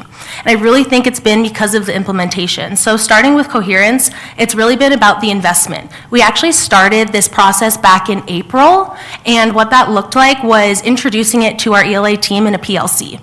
And what that meant was bringing in text. Tiffany came in with us, Tiffany Wright. She came in and gave text. We explored the resource. What does the format look like? What do assessments look like? And it gave teachers a sense of relief of, this is what it is. I have time to digest it. I have time to look and see what are going to be potential barriers. And it gave our teachers a sense of relief from leadership team as well, that they were able to express the barriers and how can we overcome them over the course of the year. So with that slow roll introduction, then we as a school, as a learning lab school, we've committed to planning labs. So in May of 2024, we actually had a planning lab where all of our ELA teachers came in and we sat down and created after the leadership team met, we came in and we had consistent expectations among all of the grade levels. What does fidelity look like at Carmody? And then teachers were able to share suggestions, come up with kind of agreements and tights and clarity for a whole school. So it didn't go into August and they had a new resource, they didn't know what to do. It was kind of a breath of fresh air. I'm going to repeat that. So moving into consistency, that has been true for our leadership team because of our partnership with HMH. So we actually have bi-weekly coaching cycles where HMH comes in with our leadership team and we go through the classrooms. Non-evaluative, really just a sense of what does fidelity look like, how are we checking in on our cultural goals, our instructional goals, what are the team needs, what are areas of success that we can share with our ELA teachers, and what are the next steps for implementation. With these next steps, we've actually had a partnership with Tiffany where we were able to, she's been at all of our planning labs over the course of the year and coming in and saying, well, we need more time focusing on one of the online tools. Can you give us a PD on that? And then our teachers came in with questions and it's been like such a great partnership for our teachers to feel valued that they're going to be learning along the way. I think it was emphasized that it's a continuum. You're not going to learn everything at once. It's going to be growth over time. So with that, and then with, as a first-year coach, really pushing in and doing these quick, short coaching cycles has really allowed teachers to feel that it's not just what they're teaching, but it's how you're teaching it. How are you giving your students feedback? How are you using this lesson internalization in your classroom where you can really focus in on one high-leverage question and get feedback for that? And the last is the sense of belonging. We've really had a partnership with our families, our students, as well as our entire community. Back in 2024, we actually introduced this to our PTSA, our Parent Teacher Student Association, and we told them that HMH is coming. This is what it looks like, kind of a brief introduction, and really opened up for questions and answers from our families, and they were able to express their concerns, what would honors look like for their student, as we did dissolve honors, because HMH does have all the differentiation embedded within. As the standards are not different for ELA, it's all embedded within. So that gave our parents a sense of relief going into the new year. This curriculum is going to be put out. What does that look like for my child? With that, once our teachers were settled, actually last week, January 31st, we hosted a coffee and conversations in the morning where families came in and we gave an HMH introduction and what does differentiation look like? What does implementation look like? We gave packets and handouts and then ended up emailing to families as well. So they really had a chance to give questions, answers, to really help feel that partnership. The student perspective, we actually did interviews with students. Renee was also part of those interviews at one point. And we were able to get that student voice. How is it different? How is it the same? How are you learning? Students are engaged. Students love HMH because they feel much more connected to it. Is it hard? Yes. It's much more rigorous than the learning that we had before, but we know it's grade level and teachers don't have to spend time looking for those grade level texts. And then we have students that are then pushed to go beyond those academic standards. But then we also have our learning specialists working with these texts to help support students to get to grade level. This was actually the first time in many years that we saw our students with IEPs grow more on our MAPS tests, our MAP scores this past winter than in the past and over our general population of students. So it was a huge success and honor to that too. So I just wanted to say that HMH has really given our Carmody itself coherence, belonging, and consistency. Hi. So I'm a sixth grade teacher. I came from elementary, so I had used HMH in the past, a long time ago. Then moved to Mulholm. We did not have a resource. Moved to Carmody, didn't have a resource. We were making everything all by ourselves. And then we started to delve into this 22-23. And our AP brought in 5 different resources, and our whole entire department went through every single resource. We did it for weeks, and we decided that HMH was definitely what our school needed. A lot of it had to do with the diversity that we had, or that they offered. Also, differentiation for our higher students and for our lower students. I myself have 3 team taught classes and 1 regular ed class. So it's really important to have that piece for our students. Some of the really great things is our scores. We went from being an improvement plan school in 2023 to we are now a prior or performance school as of last year, and that was only 1 year of using it. And we saw huge growth in our free and reduced lunch students and our students on IEPs. And again, this year, our middle of year MAP scores have really increased, especially with our IEP students. It seems like that's where it's really, really hitting home for them. So, and kind of what you said, it's really good to have something already there that's at grade level that you can differentiate, but you're still teaching at grade level with our students. I just really enjoy it. The kids are loving the stories. Last year we went through, we made the decision that we would just go through and really learn the resource. And so we didn't do any of the long reads, and this year we are implementing the long reads. We had just finished, or we're about to finish one, and the kids are absolutely loving it. So, yeah, you didn't ask what was not good yet, right? Okay. The one thing that I did, that we as teachers don't like is the workbooks and how they have like these little tiny lines down the side. So what we've decided is we have them write on lined piece of paper. We just have it kind of put in with the pages. We actually pull the pages out and put them into a binder so that they have what they need with the pages, because we really want them writing. I think students have really gotten out of the habit of actually writing. Now, we do have students that are on IEPs that do need to do the typing piece, and we allow them to do that, but really getting them to write and write about what they're reading about is so important. And I feel like after COVID, a lot of that went away, and we're kind of bringing it back now, and it's really good to see that being implemented and them being able to rise to the occasion to do that as well.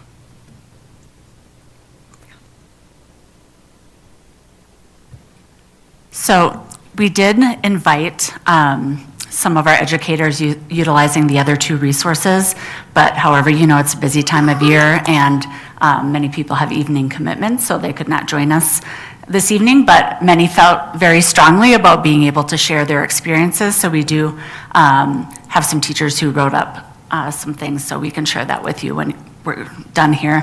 I just want to also say, and if you would go to the next slide, please.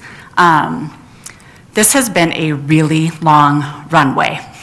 We have been doing the work with our teachers since 2022. And so in 2022, teachers started asking, are we going to get a resource? Can we have a resource? And so a response to that was kind of an efficacy survey. And through that survey, you know, one of the biggest things we still hear from teachers is they just needed more support and resources for Tier 2.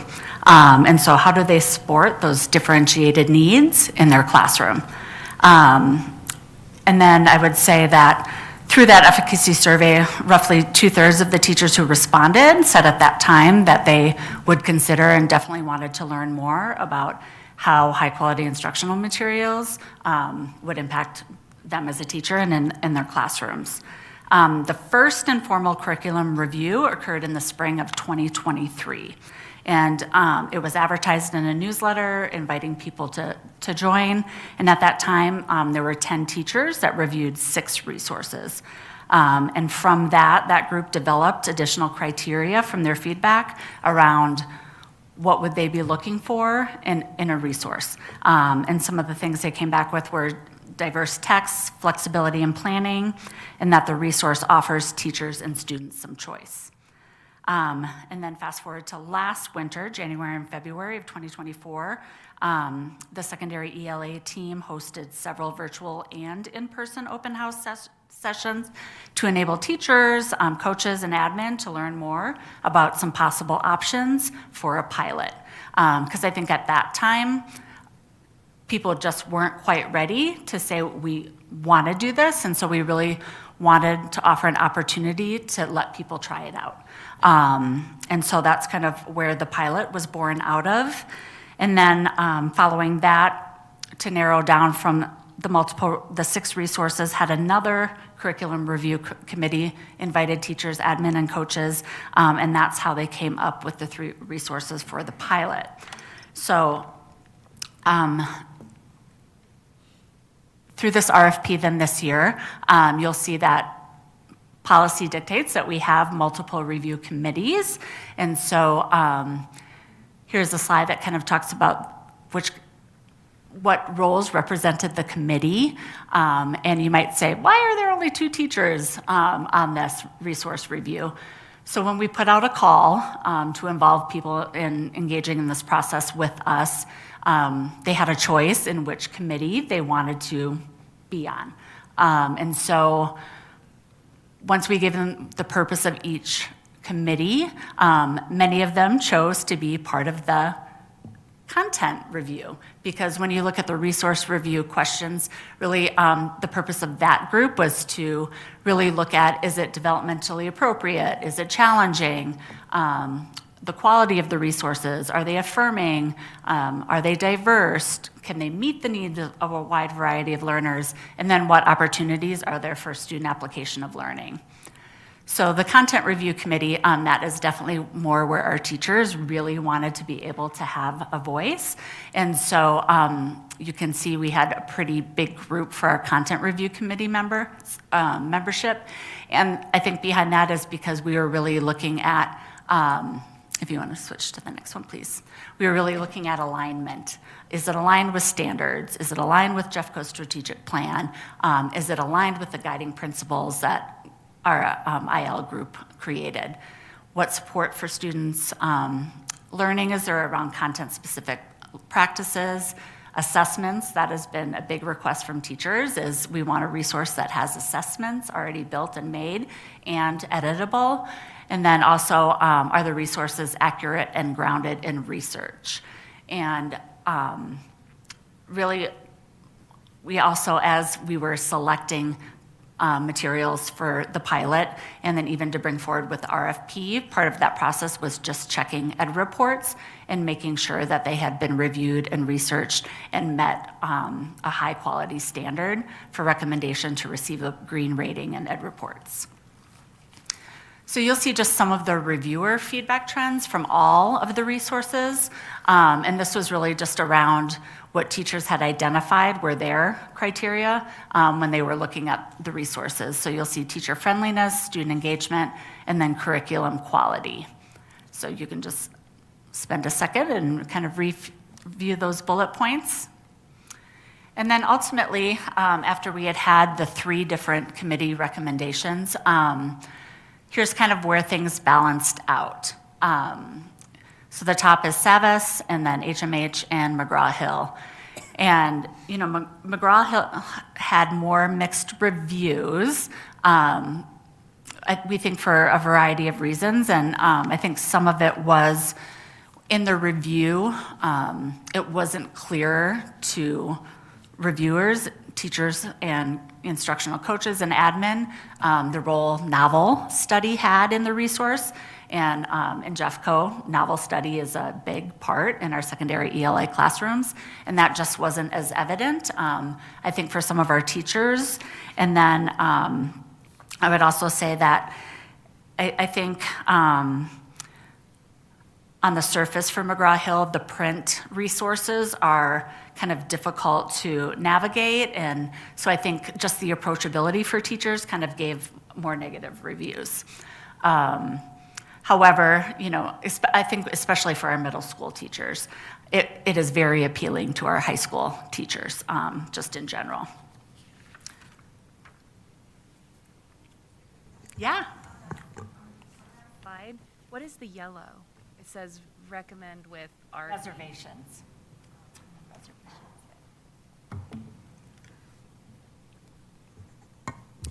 So really, all three resources have some similarities. Overall, they all have a full, well-aligned standards-based curriculum, middle school through high school.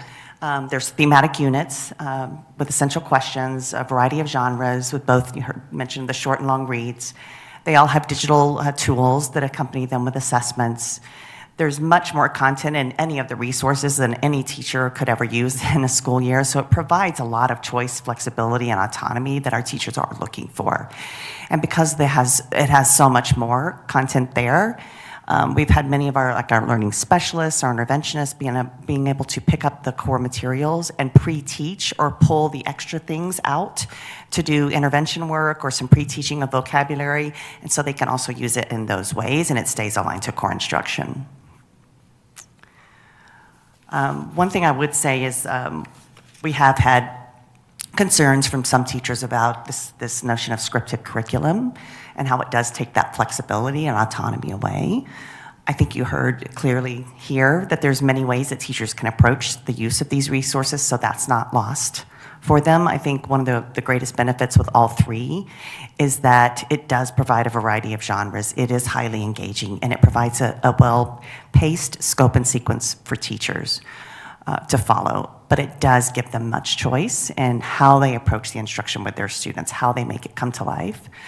Quite honestly, we know that our universities don't prepare our teachers to be curriculum designers. They don't have a single class in curriculum design and developing scope and sequence. That is not their skill set. They are great at delivering instruction and building relationships with students and creating engagement and robust learning experiences that are matched to student needs, and that's what having these materials allows them to do. It is the floor, it is not the ceiling. So we are working closely with the teachers here and others to really understand their experience so that as we make these recommendations, we can come up here tonight with all of you and make them with full confidence. And while there may be some questions or reservations, there's not a perfect resource. None of our resources are going to have every single thing that our teachers need. And as you go through and you learn the resource, you realize there are places where we might need to supplement or places that we feel like this isn't that valuable for our students. But I will tell you that, and you heard a few comments about it tonight, that one of the places where it is so important for students to have high-quality curriculum resources are students from low socioeconomic backgrounds, because often those families aren't able to supplement students' background knowledge and make up for a lack of rigor and alignment that occurs when teachers are building things on their own in isolation or just in one grade level in one school that's not vertically aligned to a scope and sequence that builds in complexity over time. That creates gaps for students, and some of our more disadvantaged students and families aren't able to make up for that with visits to a museum or family vacations to Egypt or things that provides a lot of that background knowledge and content-rich experiences that our other students can overcome some of those gaps when they're created in our schools when we don't have that alignment. And so some of our most disadvantaged students benefit the most from having these resources. And so we are here tonight to really advocate for what our students need the most. It's important that we create the magic for our teachers so they can create the magic for our students. But truly, my concern and our concern is making sure our students are getting what they deserve. And they deserve a well-planned, thoughtfully paced, standards-aligned, rigorous, relevant, and meaningful learning experience. And no single teacher can provide that completely and consistently over time.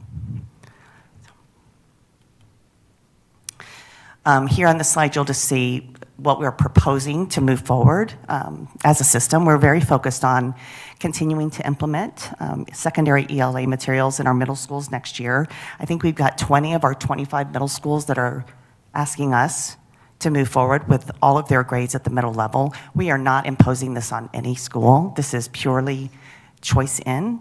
We are making this available, providing the supports for the people that are opting in. If teachers aren't ready yet or would like to see more evidence or visit classrooms of people that are using these materials, we're providing those opportunities because readiness is critical. Our teacher readiness and mindset around this is critical, and we're ready to support that for as long as we need to, with the expectation that kids are getting what they deserve.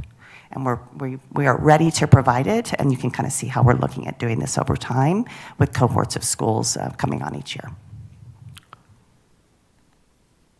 Okay, so just to wrap up, we'll give some time. I'm sure you have some questions that you'd like to ask us, but we are seeking approval to add these resources to our approved list and to authorize our Director of Purchasing to go into contracts so that we can purchase for Cohort 1 next year.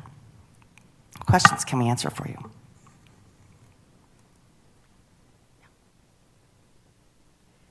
All right, first, thank you so much. And Renee, you know that this has been near and dear to my heart from the moment I stepped onto this board. And I did have a chance to review the materials that we have for our high schools. And I really do think that for our high school teachers who may be feeling a bit worried about it, it is absolutely recognizable ELA curriculum.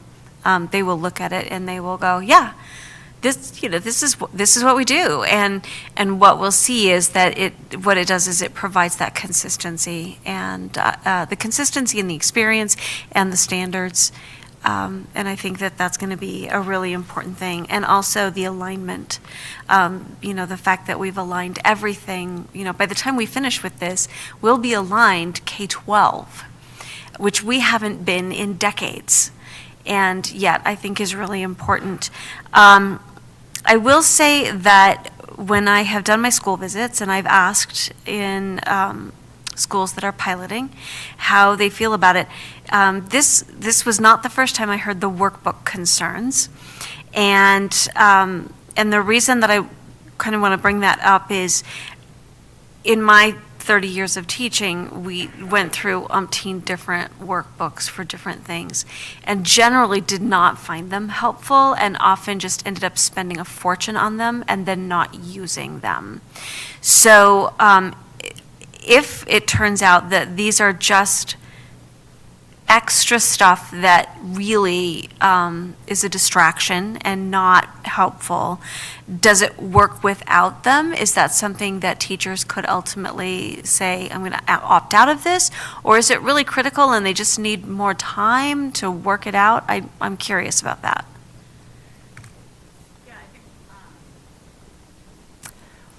I'll let Catherine talk about her experience with the workbooks as well, but one of the things we've talked to our vendors about, I think all of the materials are available digitally. There are Blackline Masters, and so yes, a school could opt to pick and choose what they want to copy or print or load into Google Classroom. I think ultimately when you compare it to cost, student workbooks are about $6.50. And so most of our vendors have said if you use at least 40% of the workbook, it equates the cost by copying costs. And so I think Catherine can kind of share how they've adapted to use the workbook and why they are still valuable. So we actually just talked about this, and our PLC is on Tuesday. We were talking about the use of the workbook, and we are really pushing in on, making notes and, what is the word? Annotating, thank you. annotating, and making sure the students know how to annotate. You know, you have those students that will highlight every single thing, and I said, if you highlight everything, nothing's important. And so really teaching them what the important things are to annotate is all part of the lesson as well. Annotating is actually taught in HMH. And then also having them write the little notes so that they know why they highlighted it. So really getting them used to doing that. So we did decide, even though we're not using the little lines for them to write because it's just not enough, we use line paper. We have a ton of it. We're not making copies that way. And the kids are learning how to take notes as well. So they're annotating, they're answering those analysis questions that come with the reading. And then at the end, there's also like 5 analysis questions that they have to do, text analysis, that are really in-depth. And then they can use what they've already written from those side notes in the book to help them with those bigger questions, longer answers and things like that. So we did choose to keep it. Keep the book. Oh, good to know. And part of it for me was that I didn't have a chance to look at those workbooks. And when I was teaching, we actually purchased like cheap versions of books to teach annotation to our students, and to teach them not to highlight everything, and that you actually do have to write something in the margin or the highlighter is of no use to you. So no, it is helpful to know that that's the purpose of that. That helps a lot. I'm also wondering, were there any other themes in those recommended with reservation yellow sections that we saw? Were there some fairly common reservations that showed up? Yes, and I think some of them were, I think, around usability. I think some of the workbooks felt like it was a lot, and how would they prioritize what to use and when. And then I think some of the reservations were around the long reads, and when does that fit in? What does that look like if this is the unit? And really all of the vendors have the same approach, which is you just extend the unit to include a long read. And then I think the other, I just lost it, I'm sorry, was, I don't know if Robin and Tiffany want to jump in and jog my memory.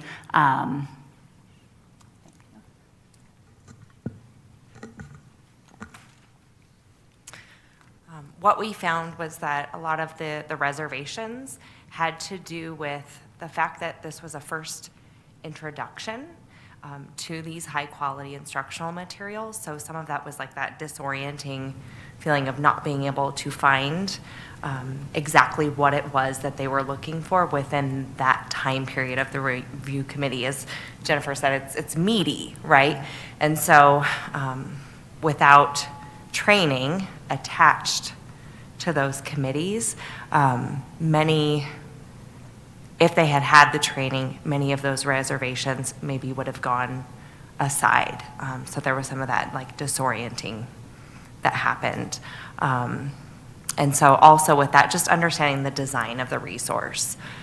2 of the resources are designed in a similar kind of way, and StudySync in particular has just a different structure that really speaks to our high school teachers, and it didn't speak as well to our middle school teachers.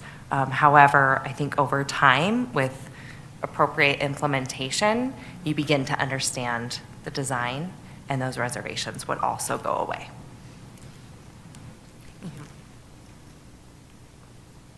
Other questions?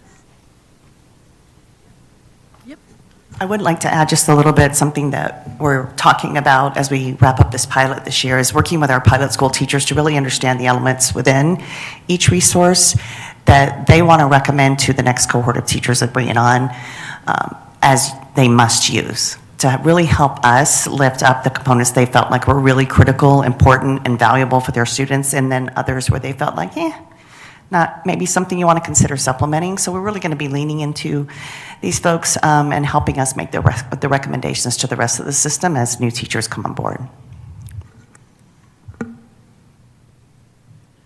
Thank you. I'm actually excited when we get to have conversations like this about social studies.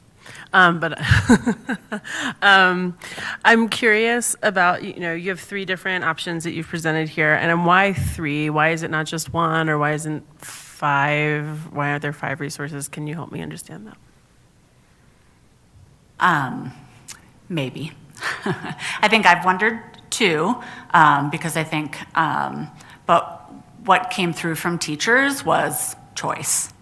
And so I think through the pilot, we've really learned a lot about what makes up each resource. And so I think when Tiffany and Robin, they've been doing a lot of visits to schools and bringing all the resources. And so they're able to tap in, like, what are your values here? And so that's kind of starts the conversation and how they enter into a resource. And so I think ultimately it just came down to choice. Yeah. Is there an idea that maybe some of these options are going to lean more middle school and other options are going to lean more high school? Yes, for example, because we still have a lot of questions about Study Sync at the middle school level in particular, and that's where it's been less embraced. We are not going to have that included for middle schools next year.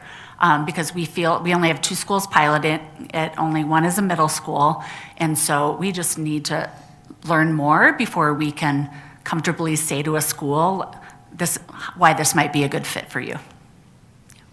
And my other question is, Ms. Nicotores, you mentioned an already approved list. We want to add these 3 resources to an already approved list. Can you just review for me what else is? Yeah, I wasn't talking about secondary ELA necessarily, but just overall for our core resources, we have the list that you've approved over time that we would add this to with the other, like for math. Okay. Excellent, thank you. And then my last question is, I remember going to curriculum night at Carmody with my 7th grader and being super excited that they were going to have a choice between a novel read, whether it was The Hobbit and something else, and clearly I knew my option would have been if I got to vote on it. But I'm wondering how much space there is for variation between teachers in the same building. If you have 2 7th grade or 3 7th grade teachers, are they all going to ultimately end up teaching the same novel read, or is there space for them to do variation? And they're still going to be addressing, I know, state standards and various things, but I'm just wondering around variation, and if that ever extends in the future to a school using 2 curriculums and having one used in 8th grade and one used in 7th grade. My hope is that on a grade level, they would be using similar resource. But I just want to know a little bit about how having 3 options means that we have variation in our schools or across the district. I think I'd like Ms. Pinnell to speak to this as well, but I would also share that we're thinking a lot about continuity for students, and if we think about our elementary schools within certain articulation areas using interreading, HMH interreading for elementary, I would be apt to recommend HMH at the middle level for continuity for those students, especially in our dual language schools. A big driver for the elementary adoption was the diverse text and the translanguaging that was available within HMH into or Lectura, and Ariba Lectura for HMH. And so some of those nuances we want to consider. I've asked them to let our principals know of their elementary feeders that are using a specific resource so they can take that into consideration. I would never really recommend using a different resource by grade, like within a school, just for continuity sake, but I know there is room for supplementing novels. Within the Green Mountain area, our elementary schools are using HMH, and I think they're a couple years into their implementation. So I would agree that you need to stick with the similar resource. And I wrote down as you were talking just that consistency and coherence piece for student learning. And if you have, say, 2 seventh grade language arts teachers and 2 teachers at each grade level, you want the kids coming out of that with similar learning experiences where it's equitable across both teachers having experienced similar resources. They may have different styles or approaches, which I think this resource absolutely allows for that kind of freedom for sure, but similar learning, conceptual learning. I think that leads to just that consistency for the kids across grade levels and across teachers. So we value that, and our teachers within our school really value that aligned planning time together, including our learning specialists too, so that it's all across, all together. Can I follow up on that? I'm sorry, I just want to make sure I really understand. I appreciate all of the work you guys are doing, and for the non-educator up here, sometimes it comes a little above my head. So could both teachers decide, hey, we really love this novel that's going to meet the same requirements of the curriculum but isn't listed in the curriculum? Could they use that? I will say that all resources have pretty extensive novel lists. So it's not like there's one. Right. And so schools can choose their novels. And I think, just back to your question, Director Kenworthy, I think, yes, there is choice, and I think a teacher could choose multiple novels for their long read and have small groups, because really what we want it to be is aligned to the essential question of the unit. And even if there was a whole class reading the same novel, most middle schools, I think, also have an independent reading novel that kids then are reading often in parallel or after, that unit. So yes, there's a lot of opportunity for choice. I think we would recommend that as a grade level, can you choose novels that you want to teach, which I think already happens. But I mean, I think ultimately, I have a 7th grade student as well, and what I've learned about his middle school ELA experience is that nothing is guaranteed. It's not in Jeffco, without high-quality instructional materials. A kid, if he went to Carmody, he probably would have read a different novel, not anchored to an essential question, and had a totally different experience in how they approach. And so I think that, for example, his experience was read a novel, and from October to January, he's been in the unit. That's a long time. So, again, I just think this quote is so powerful from a teacher, is teachers should be pilots, not engineers. They give the plane direction and manage the crew. They don't need to be fixing engines and designing planes. Yeah. Yeah, I'll come back. I kind of had a similar question. I was just curious, because I've heard some teachers talk about how they're evaluated related to the curriculums, and so I just wondered, how are teachers evaluated related to the curriculum, especially observations of how they're implementing them, say, in the classroom? And do they get penalized? You've said there's some degrees of freedom. Do they get penalized for going as farther out on those degrees of freedom than other teachers? Do you want to go ahead? I know that when we're doing walkthroughs in terms of gathering information around fidelity of implementation, it's definitely non-evaluative, and it's always connected to what are teachers asking for the feedback on, and then what feedback do they want to go to the next step. As a former principal who implemented a resource, part of the rubric talks about using curricular materials that are aligned, and so that is really the only place connected in the rubric in terms of also planning. And so I don't know that for me, there's a space and evaluation to evaluate a teacher on implementation of a resource. And that is certainly what we've been working with our school leaders in the pilot around. And, you know, Jennifer, as a principal, can speak to the practice at Dunstan, but we would say that that is not best practice, and that, you know, it needs to be non-evaluative and qualitative to help ensure fidelity of. Otherwise, what's the point of a resource? Ask then, because some folks have said, oh, it's canned. So if but I think what you're saying is it's not a best practice, but they are not, there's no penalty for a teacher to flex on how they implement or use the curriculum or the resource.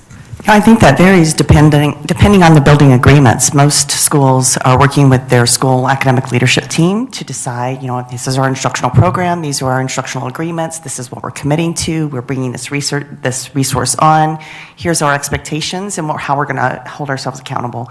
So if there's been an agreement like that at the school, which I would hope for and expect, then I would expect that teachers would be honoring that agreement. Obviously, if there's, you know, support needed, hopefully reaching out and asking and feeling safe to do so certainly isn't an expectation that it's perfect at all. But obviously going along with school agreements and commitments.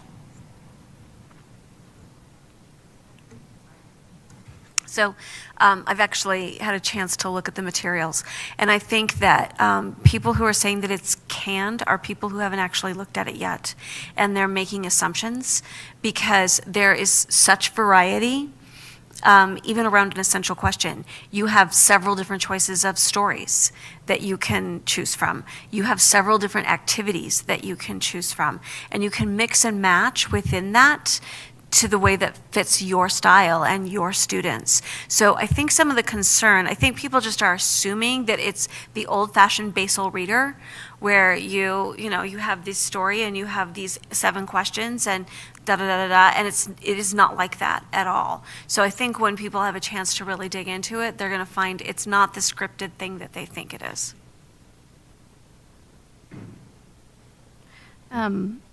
So and this might be more a question for Superintendent Dorland. So if we have 3 options they can pick from, and we know we're bringing in 12 schools, how are we deciding how many of each to buy, or have schools already indicated to us from a purchasing standpoint? Yeah, we've been engaging in interest. So after we had the review committees on January 6th on the teacher workday, we had a day-long open house and invited interested school staff, teachers, coaches, principals to come and review all the materials. Tiffany and Robin were on hand to answer any questions. I think we had more than 30 educators attend that open house and review the materials. And so after that, we then had a principal informational meeting on January 27th, where we really shared the logistics, the readiness, asking principals, is your staff ready for this? Have you done the work to build the why together? Why do we want this? And we have been very, very vocal about, like, you can't do this if your teachers aren't on board. It's not gonna, it's not gonna work. And so really supporting principals as needed, and we've also offered them multiple entry points in terms of you choose between the 2 resources. And if you have one grade level who is on board, start with that grade level. And so principals have been able to work with their staff about who's ready. And so, and then we've asked for a commitment, and so far, we have, I think, 6 schools committed for next year, about half and half, HMH and Savas. And then through that, we've just asked, how many sections do you have? 25, 30 for a class set. And then I think, well, for our pilot schools as well, we're not going to order materials they're not going to use. And so also giving them some, we want this, but we don't want to use this. And knowing that some things are bundled and we don't really have control over. But. No, that's really helpful. My last one is maybe more of a thought. I'm very impressed with the amount of work that Carmody did to educate parents and teachers and bring everyone together, is that like a best practices that you're sharing with other schools that are piloting? That's a great question. It actually is something that we've had multiple middle schools now reaching out. Emily Johnson, who unfortunately couldn't be here today, our principal, created this model last year when it's her first year principal, kind of created this model to use, and we've actually implemented with our science curriculum as well. We took on TWIG and implemented it in mid-year. So January, our science team was so jealous, you would say, of our ELA team and our math team for having a curriculum. They're like, wow, you have time to actually spend on how you're going to teach your students and how you're going to differentiate for them. So it has been a model that we're using, and we are continuously sharing, and always open doors. So that's great. Thank you. We're trying to promote those as well. We're, kind of a guidebook or a playbook as far as best practices around a curriculum implementation. As we learn and get better at this, we're trying to lift up those things too. Well, a lot of questions have been asked and answered, so we appreciate that. Just a couple quick things. We did get a few emails, and we did get the idea or the question about whether it's banning books. Is this an essential book ban? Could that be because up to this point, the teachers, they didn't have a curricula that they had to follow, and so they have their favorite books, and now they're thinking, well, I can't use them anymore. I believe that's a lot of it. Autonomy is alive and well, and it is a deeply held value in Jeffco, and there's nothing wrong with that. The more we do this, the more we understand that and know that we need to leverage teacher voice and autonomy and choice throughout this process, and we're getting smarter about that. I know Catherine was talking earlier tonight about how she spent thousands of her own dollars every year buying books for her classroom and building out units on her own time. There's a lot of investment when you put in that kind of time and money and your heart, and so it's hard to let go of those things. And so we respect that and honor that where people are. So yeah, I think that's a lot of it. Thank you. There was another comment by several people that emailed us about wanting a neutral third party to do the evaluation. Has the district ever used third parties? Well, I would refer them to Ed Reports, where that is a neutral third party that reviews all of the resources and the curriculum that we had available for teams to review. That's one resource. We also brought in Johns Hopkins University researchers a few years, 3 or 4 years ago, to review when we were looking at curriculum adoption for the elementary school, and they did do a review at that time for us. So we have brought people in the past to do those things for us, but there are a lot of external reviewers out there already that are reviewing curriculum that we do resource and pull from. Okay, thanks. And the last question is the cost of the three that you have listed on slide 19. Is that based on what you said, 6 schools have signed up, and so they're, are all these resources similar in their price? It's just the number of schools that would be using them? Yes. Yeah. And then, since this is still in a kind of pilot ramp-up phase, then eventually we'll be paying more each year because more schools will be using them. Yes. I think some of our vendors who have been very close partners with us have offered, in exchange for, because novels for experience, for example, one of our vendors is giving us 2 novels per teacher class sets.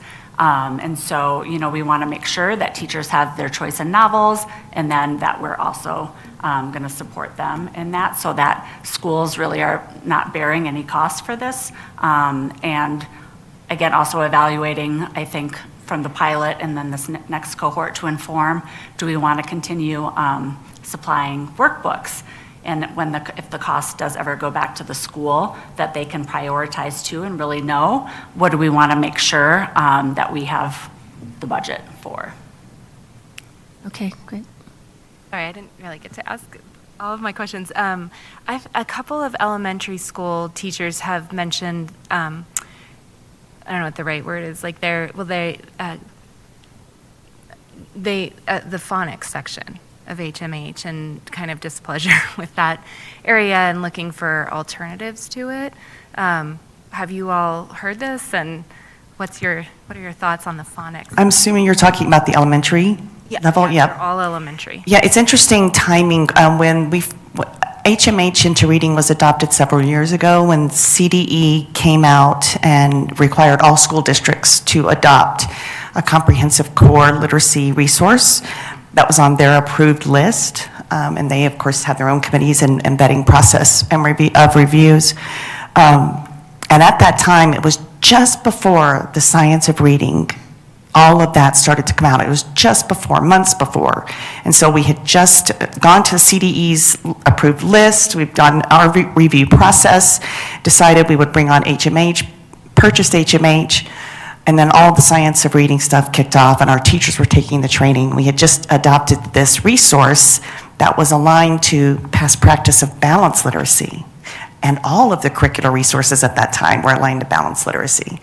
And so it took all of our publishing, our vendors to revise their resources so that it was aligned to the science of reading practices, which HMH has also done. And so they now have a new foundational skills, it's called structured literacy section, that is much better. It's based on LETRS, if you may or may not be familiar, but LETRS is one of the trainings that teachers can do that can take the place of the science of reading training, because it's very high quality as far as foundational skills. And so HMH into reading at the elementary level, that foundational skills was much more based on a reader's workshop and balanced literacy approach, and has now been revised to align very well with science of reading. It's much more it's much better than it used to be. So we are recommending it to our schools moving forward, and so we can move away from kind of just what I call a patchwork quilt of the ways we approach instruction. So, and just providing schools the support they need to do that. Two of the teachers that spoke to me about it were from this year. So talking about the use of it this year, just to give. They may not be using the new one yet, the structured literacy. Many schools had already started using Orton Gillingham, OG, for their foundational skills instruction, because the original for HMH wasn't solid. And the schools that were doing that were very happy with that approach, and we didn't push them to change that. They felt like they were getting results with that approach, and so we didn't ask them to change. Some of our schools did change. We had some schools take on the new structured literacy component of HMH, but we left that up to schools to decide, and are continuing that conversation ongoing. Yeah, and it sounds like some are going more towards OG, like training more, is at least one example. Yeah, and it's high quality, but OG is not meant to be a core instructional piece. It can tend to be too slow for some students.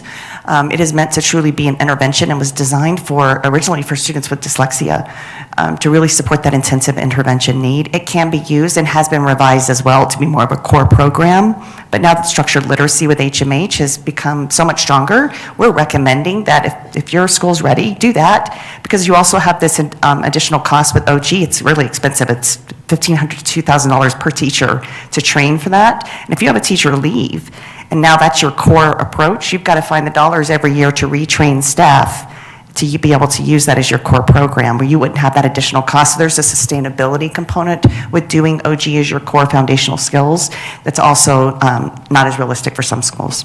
When I had one principal tell me they went to OG and that HMH has become better. So, Yeah.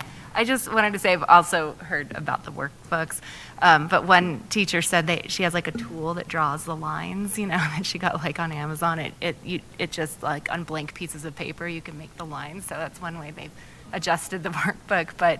And I was looking, because one of the emails we got, they said, like, where's the research on this? And I'm a researcher, so I was looking at all the peer-reviewed journal articles, and there's just almost nothing. And I was so shocked, like, why is there no one doing, this peer-reviewed research? I'm sure these other firms are. But it was funny, when you were talking about writing, I did find an article, and I just pulled it back up. It says the science of reading is incomplete without the science of writing. And so the whole thing is about writing and the need for that as well. So when you mentioned that, it reminded me of one of the articles I saw. But I really can't find like peer-reviewed articles. A lot of people aren't studying these particular curriculums, more like curriculum in general and, randomized trials and things like this, but not really. It's very difficult to find anything on any one of these. Yeah.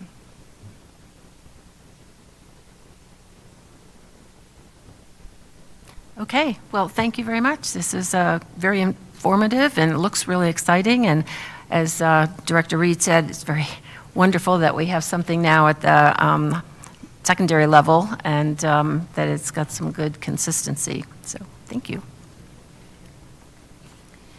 All right. For our next agenda item this evening, the board will receive a presentation regarding the district's work related to long-term planning recommendations for the Jefferson Junior-Senior Articulation Area. On January 28th, 2025, the district held its first of 4 planned community engagement meetings to discuss the Jefferson Articulation Area's small secondary student population, with a specific emphasis on expanding opportunities for Jefferson area students. Before I turn this over to Ms. Ralou and Ms. Takar, is there anything you'd like to add, Superintendent Dorland?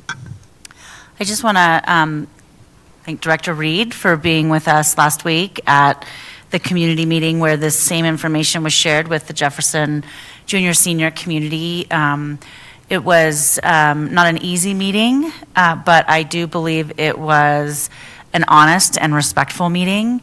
We did a lot of listening, we did a lot of presenting to try to explain some of the ideas we were bringing forward to the community for consideration, and then we did a lot of listening. And so thanks for being there to hear and listen as well. And Ms. Ralou and Ms. Takar, I'm going to hand it over to you to share the presentation and lead the discussion. Thank you.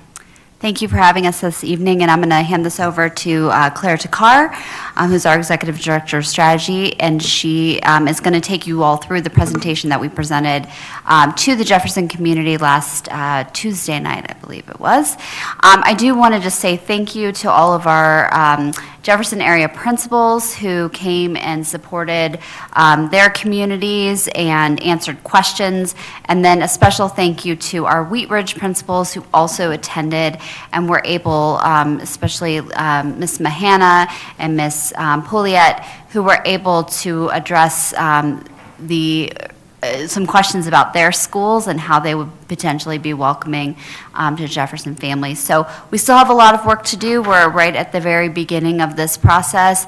I do want to say, as Mr. Carr will present to you all, in the past, we've had to go into a community and tell them that the work was urgent and we didn't have time to make decisions together.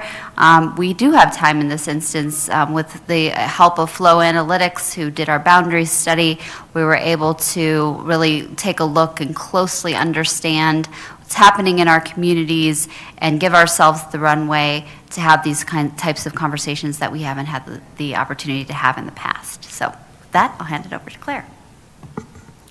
Thank you. As Ms. Ralou was naming, we had this presentation with community last Tuesday on January 28th.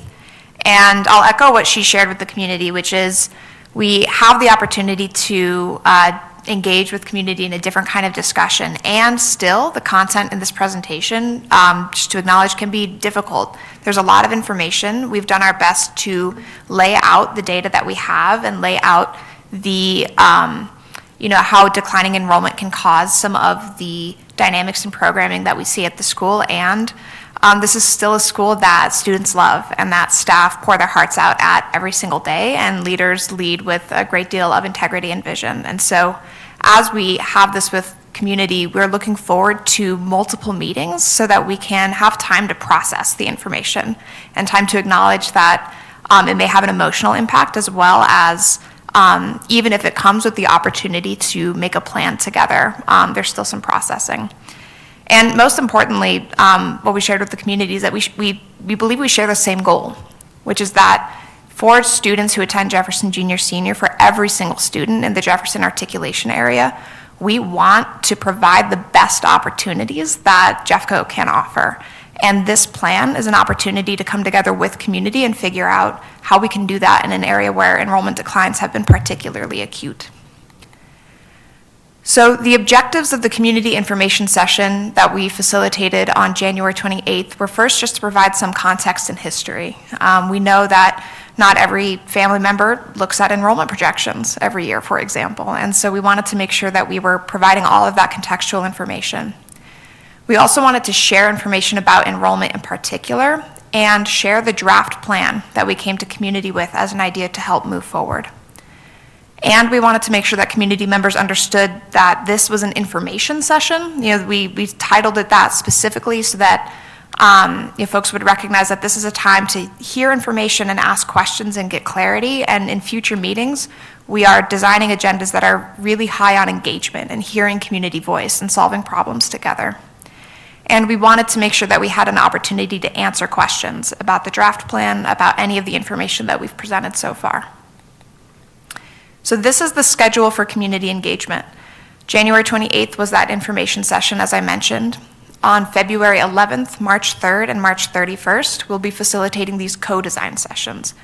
Again, these are places where we want community to understand that these are places to share ideas and come up with solutions. We're going to have chart paper and sticky notes and dots and find ways to have conversations about this draft plan. And then we'll recap what we've heard through these co-design sessions and share next steps on April 30th. And so that will be more like an information session where we're sharing back and answering questions. In terms of a timeline for board action, if we find that there's support for this plan, that we can build something with community that there's genuine excitement about and momentum for, then in that case, district staff would follow policy FCB, and we would bring something to the Board of Education as a recommendation, likely in June or in August of 2025. Regardless of when we would bring that recommendation, it would affect the 26-27 school year. So there's a pretty significant runway here to contemplate next steps and engage community on these questions. So getting into some of the context, one thing that is very apparent from our community conversation and from if you've spent any time in the schools, that there's a very proud history in the Jefferson Articulation area. It's been a school since the 1950s. Doing some deep reading, I think it actually might have been a school that was created through a merger with another high school, and they've very proudly educated generations of saints. They have what I understand is a best-in-class wrestling program and an incredibly vibrant and proud community. And our present challenge is the declining enrollment trends that have affected our entire district. Now, after decades of declining enrollment, the Jefferson Articulation area is serving the fewest number of students in Jeffco. 10 years ago, there were over 2,200 students, PK-12, in that articulation area, and today it's over 1,400. So the decline has been pretty significant, and it's our smallest articulation area. As we've looked at this over the last couple of years, we've engaged with some external researchers to help us understand the trends, help us understand what is going on. And both of those studies came to the same conclusion, which is that the enrollment declines will continue in the Jefferson area. The first study was done by the Colorado Future Center in May of 2023. This was a joint session with the Edgewater City Council and our Board of Education. And the second one was our boundary study, which completed in June of 2024 by our partners Flow Analytics. And in that boundary study, our partners, in looking at the Jefferson Articulation area, raised some really serious concerns about its sustainability to us.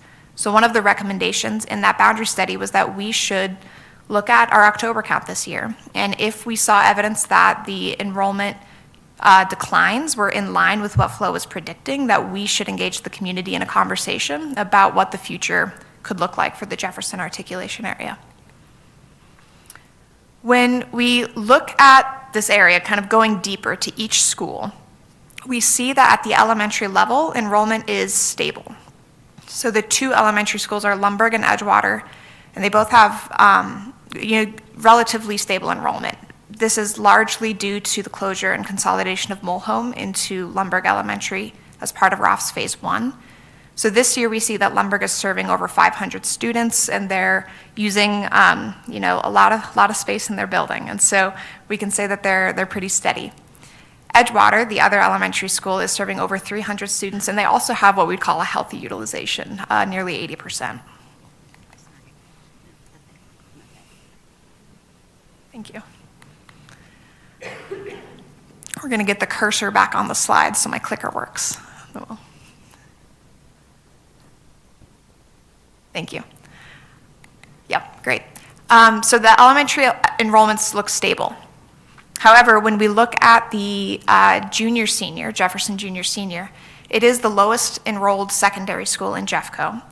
And we're expecting that it will have fewer and fewer students every year. This is both based on Jeffco's internal projections as well as the projections that those two external firms helped us to look at through those external studies. So the enrollment history is pretty interesting. There was a time in the 2014-15 school year where the school was still a 912. And so 912, that enrollment was pretty low, 489 students. At that time, there was a decision made to reconfigure it into a 712 to support the declining enrollment at that time. And so in the 2015-16 school year, enrollment jumped up to 731 students, 712 versus 912.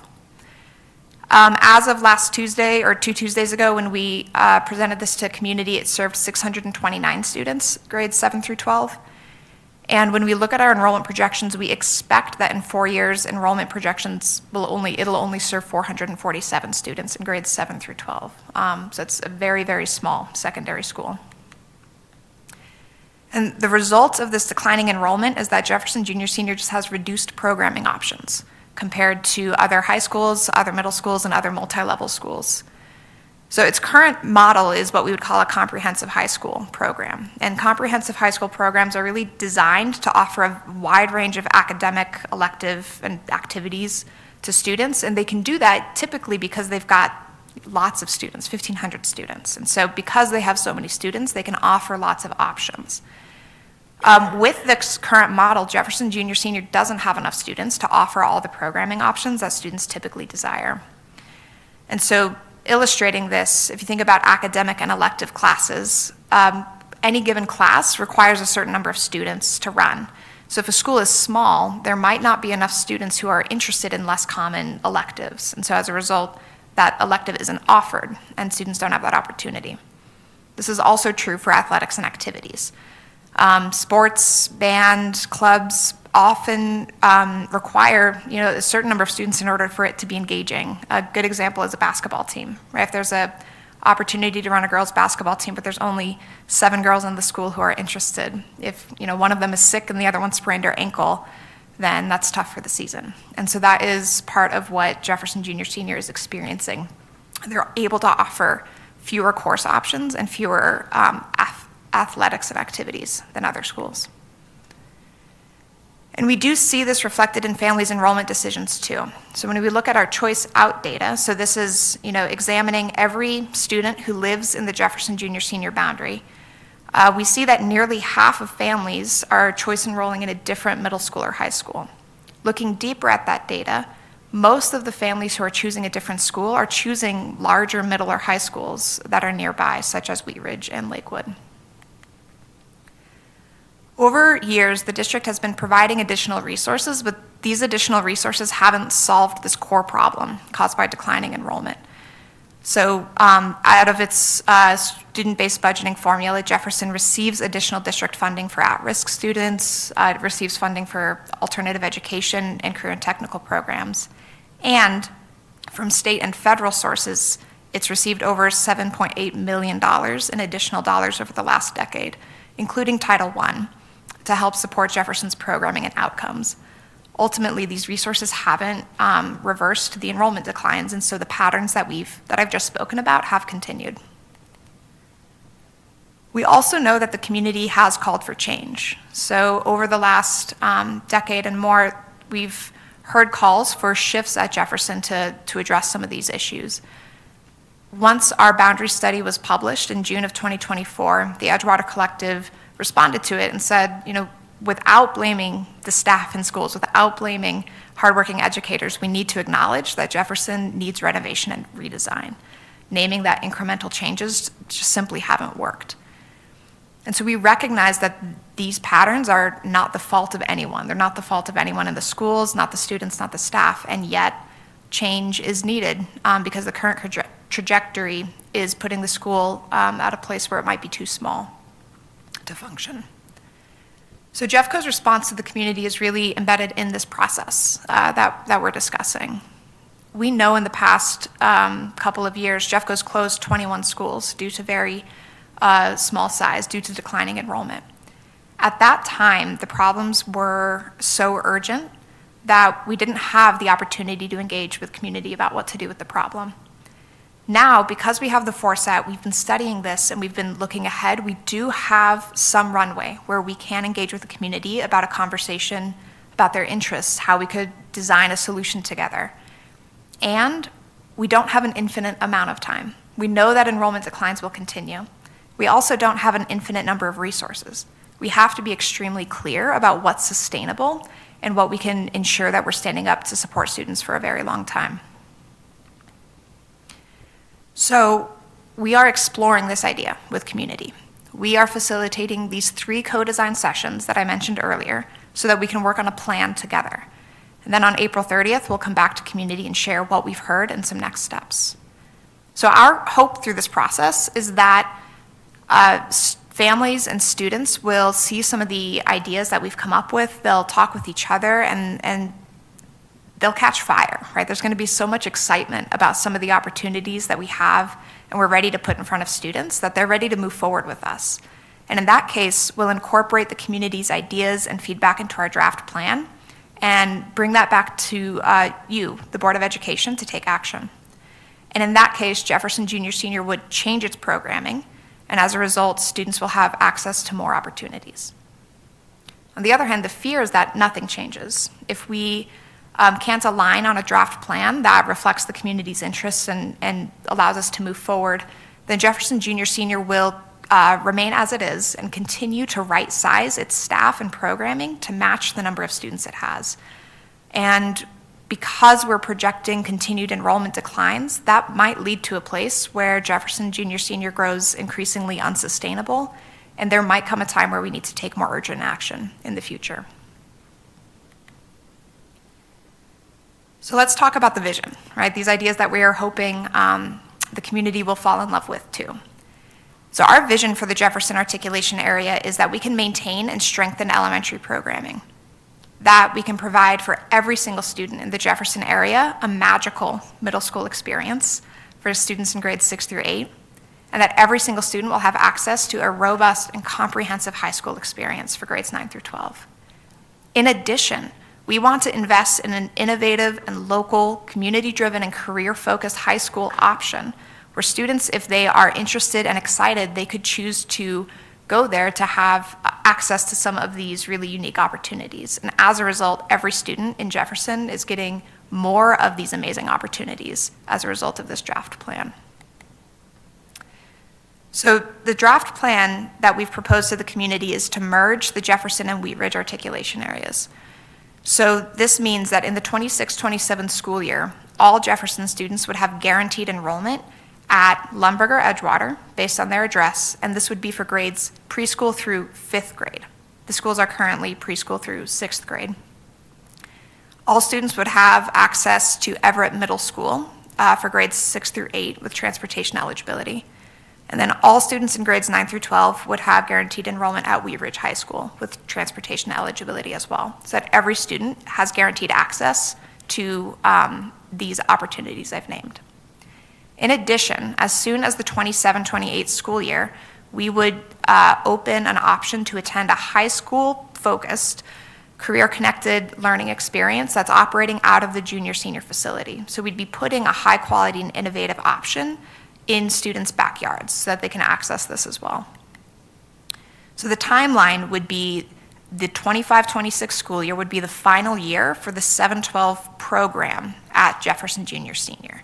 It would also be the final year for 6th grade at Lumberg and Edgewater. In the 26-27 school year, Lumberg and Edgewater would serve students in grades preschool through 5. Everett Middle School would serve students in grades 6 through 8, and Wheat Ridge High School would serve students in grades 9 through 12. Then, during the 26-27 school year, we would likely, depending on what we put in the building, we would likely need time to do some renovations and time to plan for that school. So Jefferson Junior Senior facility would be closed in the 26-27 school year with a goal to open as soon as the 27-28 school year. So in terms of, we talk about this high school option in the Jefferson facility. We have been looking at some school models that could fit a couple of design criteria. And so this is what we'll start talking with community about on February 11th, is understanding their interest in some of these models that I'll show you. So with support of researchers, we explored some models across the country that are delivering high-quality instruction and extraordinary experiences. We prioritize models that are high quality and aligned with our strategic plan. Whatever we put in front of community, we want to make sure is aligned with the direction of the district as a whole. We also wanted to make sure that the models are designed for the number of students we have. So like I mentioned with the comprehensive high school model, it's really designed for many students. And we don't want to put a model into a community where there's declining enrollment that banks on the idea that we're going to draw in hundreds of more students in order to be sustainable. We want something that's going to be small by design and sustainable by design. That ties into our third priority, which is we want something that we know we can sustain using the resources that we have.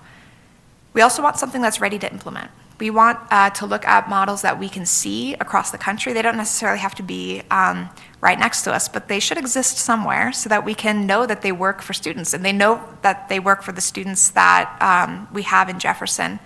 And we don't really want to look at exploring school models and seeing if they'll work for students. We want to make sure that we have something that's ready to go and ready to deliver high-quality outcomes. And the last thing is connected to community interest, which is what we're excited to explore and hear from community is, do these models, do these programs that we have in mind align to what you hope for your students? And do they align to what students hope for themselves so that we can make that match?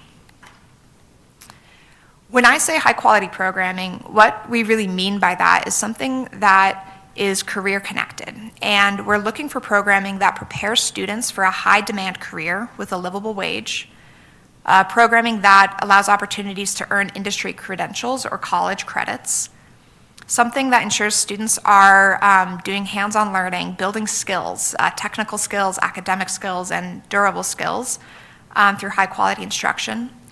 And also, we're looking for programming that provides work-based learning through formalized industry partnerships.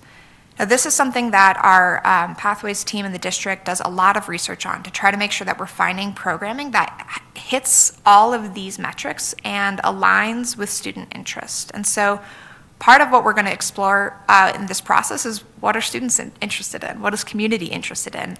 And we're going to work with our internal teams to align that to where do we also have great industry partners, right? Where do we also have really strong pathways with aligned college credit that we can make sure we're putting the best possible quality programming in the junior-senior facility. So the two models that we have found and matched against our criteria and believe that they're viable are a CTE campus and an academy model. So a CTE campus is a school that students would attend part-time. So they'd be enrolled in a home high school, and if there's a program that aligns with their interests, they would enroll part-time in that program to do learning. This is like Warren Tech. Warren Tech isn't the only way that we could organize this school or the only type of programming we could offer, but it's similar to the concept where students would have a home high school and they would attend the CTE campus part-time to engage in this type of learning. The second option is the academy model. And so this is similar to the Public Safety Academy that the district is looking at in Arvada. And this would be full-time enrollment. So students would not be enrolled in a comprehensive high school like Wheat Ridge. Instead, they would be enrolled full-time in the academy, and they would be engaging in learning in a particular focus area. So very commonly, there's academies focused on public safety, and there's aligned pathways to that concept.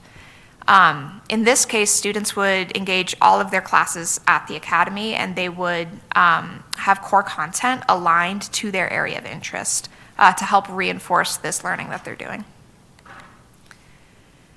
In either model, whichever one appeals to families, whether they like the idea of their student going to another facility to do this hands-on learning side by side with an industry professional, or whether they're really excited about an academy model where their student is really focused on their future career.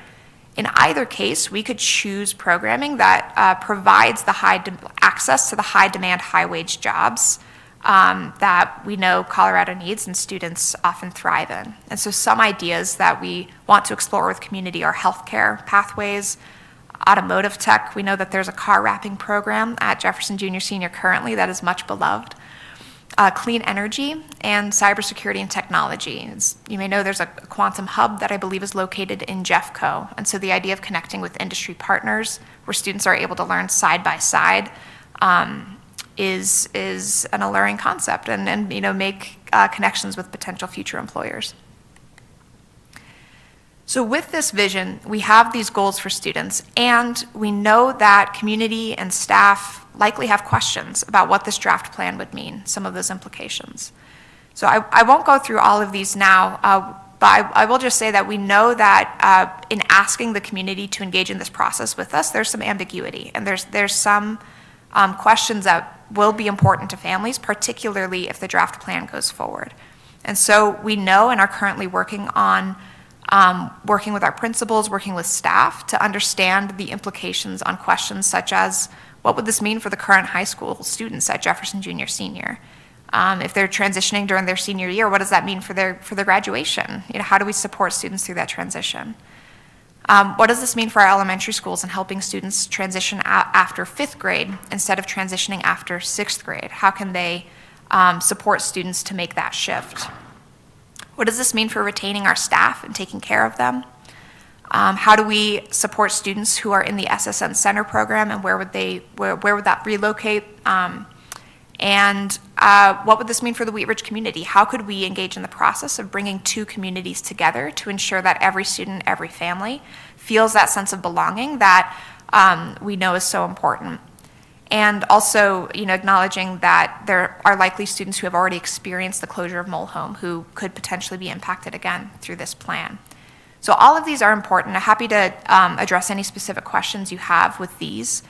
I will say we have a webpage dedicated to this project specifically, where we are keeping up-to-date FAQs. I think it's now, I pulled it into a Word doc, and it's now 12 pages of all the questions that we got from the 28th, these, the answers that we are getting to these questions.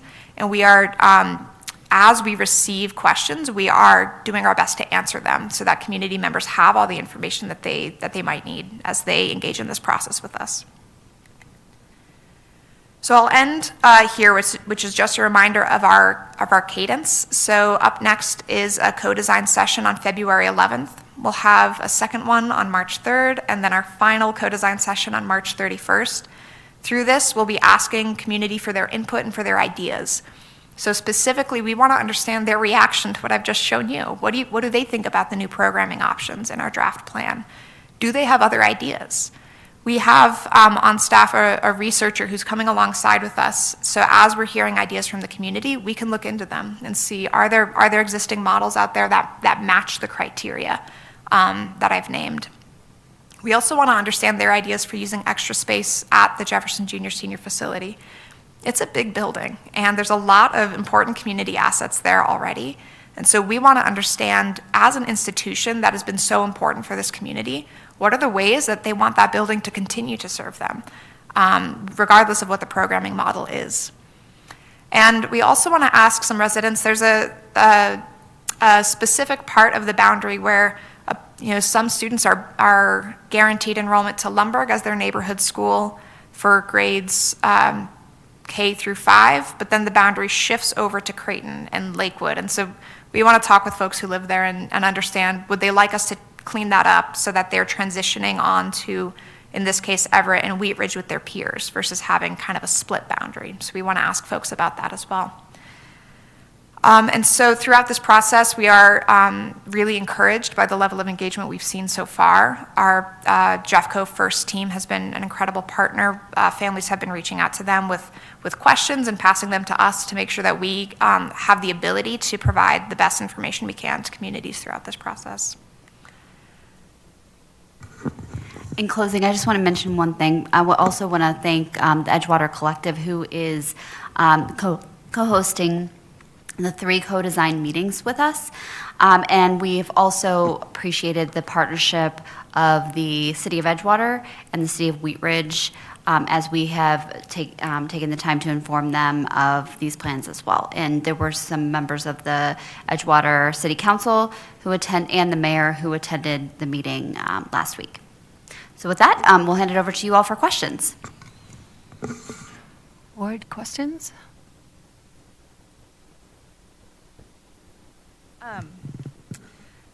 I was wondering, in the meeting last week, just how did the parents, what kind of comments did they make, and where are they with this? Yeah, I'll start and then I'll let Claire take it. I mean, I think it was challenging. I had the opportunity, and I think Paula did too, to talk to some parents one-on-one before the meeting started. I think the staff as well, hard time, coming to terms with the fact that the facts just in general, and everybody, as they have, Dr. Varda, in every community we've been in, want to know what they can do to just get more kids to come to the school, so the school can stay open. So I would say generally people were, distressed by the thought of their not being able to attend school there. I would also say they have very thoughtful questions for the principals at Everett and Wheat Ridge as well around their programming. So I think, as these things go, two things can be true at the same time. Curiosity about what else is out there, but also just a real acknowledgement that Jefferson is a small community, tight-knit community, where they'd prefer to stay if that was, the option. So, and I think also questions, as Claire said, about the ambiguity. In other places we went in and we're very clear, like we're not here to have a discussion about whether the school will close. We're here to have a discussion about how we move that forward. Here we are sort of having that discussion about whether the school will close, and I think that is also felt, and I would invite Director Reed to speak on this too, because she was there, invites some confusion that people voiced as well around that, and worry for the school, which will be open next year. I mean, to be honest about where we are with Everett and Wheat Ridge, they have space that they could accept as many kids who make a decision to want to go there next year, even after round one of choice is over. And so there's some concern about students making that choice not to return to Jefferson. What does that mean for what that school will even look like next year? So I would say it felt pretty typical of some of the conversations we had at Moore in that way. When we had those. I mean, I'll admit, I've seen this a few times. I still feel like it's ambiguous and confusing, because it sounds a lot like closing a school, consolidating into another one, and then figuring out what to do with the building, just said in different ways. So, I think people might feel the same way. I don't know, but so that's, I guess, just my reaction after hearing it a few times. But and I appreciate the effort, and the vision is exciting. But I mostly worry about these like gap years. The year, every school that we closed, the following year was really tough. I mean, Moore's was really tough, where we had an enrollment of 60 sixth graders. With kids who chose to leave because it was already a school that had been voted on, to close. So those years, I think, are really hard on families, kids, and the staff. And then what we're proposing is one more year, I think, and I understand why, but so I just wonder if there's anything that could make the continuity a little more seamless, where we didn't have to move the whole school community into another school community. Like it might feel better to the community to have a continuity where it goes from what they are now straight into the other program, even if they're there for a year while that happens, and so I don't know, it seems like, are we talking about closing and consolidating, or is there a totally different way to do this that we didn't do before, and maybe we haven't tried yet, and maybe we haven't even thought it all through, but that's what I'd be asking if I were in the community there. Is there any continuity of staying in the building while the transition is happening? Thank you for that, Dr. Barra. Other questions? I know declining enrollment is just a hard reality, and we've been dealing with it here in Jeffco for a while. And we've seen what was presented, but I know that from some people who've reached out to me, what was heard is closure. That's what was heard. And they're still struggling with understanding 2 stable elementary schools equals 1 unstable, junior, senior high school. What I want to lift up, I think that when we look at 47% of choice out of our junior, senior high school, we're looking at an unfortunate victim of the privilege of choice for families. And my concern in particular is we're seeing another Title I school essentially being abandoned due to community choice. And it's a really hard reality saying, in 4 years, 440 students is a small school. And there are other small schools across the state that are finding ways to still offer a comprehensive, program, but that requires a lot of innovation and support. And when the community is choosing out, we end up in this conversation where we are now. One of the questions I received that I'm going to ask here is, when will the Jefferson decision be made? I know that April 30th, we have that last information session. Is that when we're hoping that we have a final decision that we're delivering to the community? So I think we don't exactly know, but we hope that we are coming to some consensus, or able to share with the community and the board what we've heard and what the district would recommend. And then we're hopeful, I think it served it in an interesting way. It served the Moore community well to know what was happening next, if not for that class of students, as Dr. Varda alluded to, certainly the students who are coming next. And so, that might be us bringing to you all a request for a decision in June, which is the timeline that happened with Moore. So I think by April 30th, we'll have a good indication of where we are, and we'll be starting to shape our recommendation. Another question that I had is about staff. I'm curious about their potential participation in co-design sessions. I'm wondering how safe that would feel for staff, or if there's a mechanism for them to be able to give authentic feedback without feeling like it's going to then play into whether or not they are worked with, given the final decision for the school moving to another location. And so there's questions about how staff can participate in process without feeling like they're also putting their career maybe in jeopardy if they're lifting up unfortunate realities. Yeah, thanks for that question. We had a staff meeting on Tuesday prior to the meeting. Ms. Fier, who's the community superintendent, met with the staff, I believe, this morning.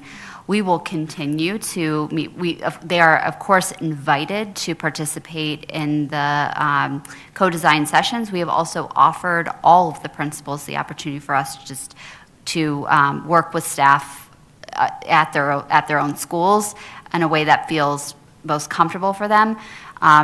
Claire's working on various ways to collect information. We also recognize, Director Kenworthy, that there may be families that are hesitant to come out right now.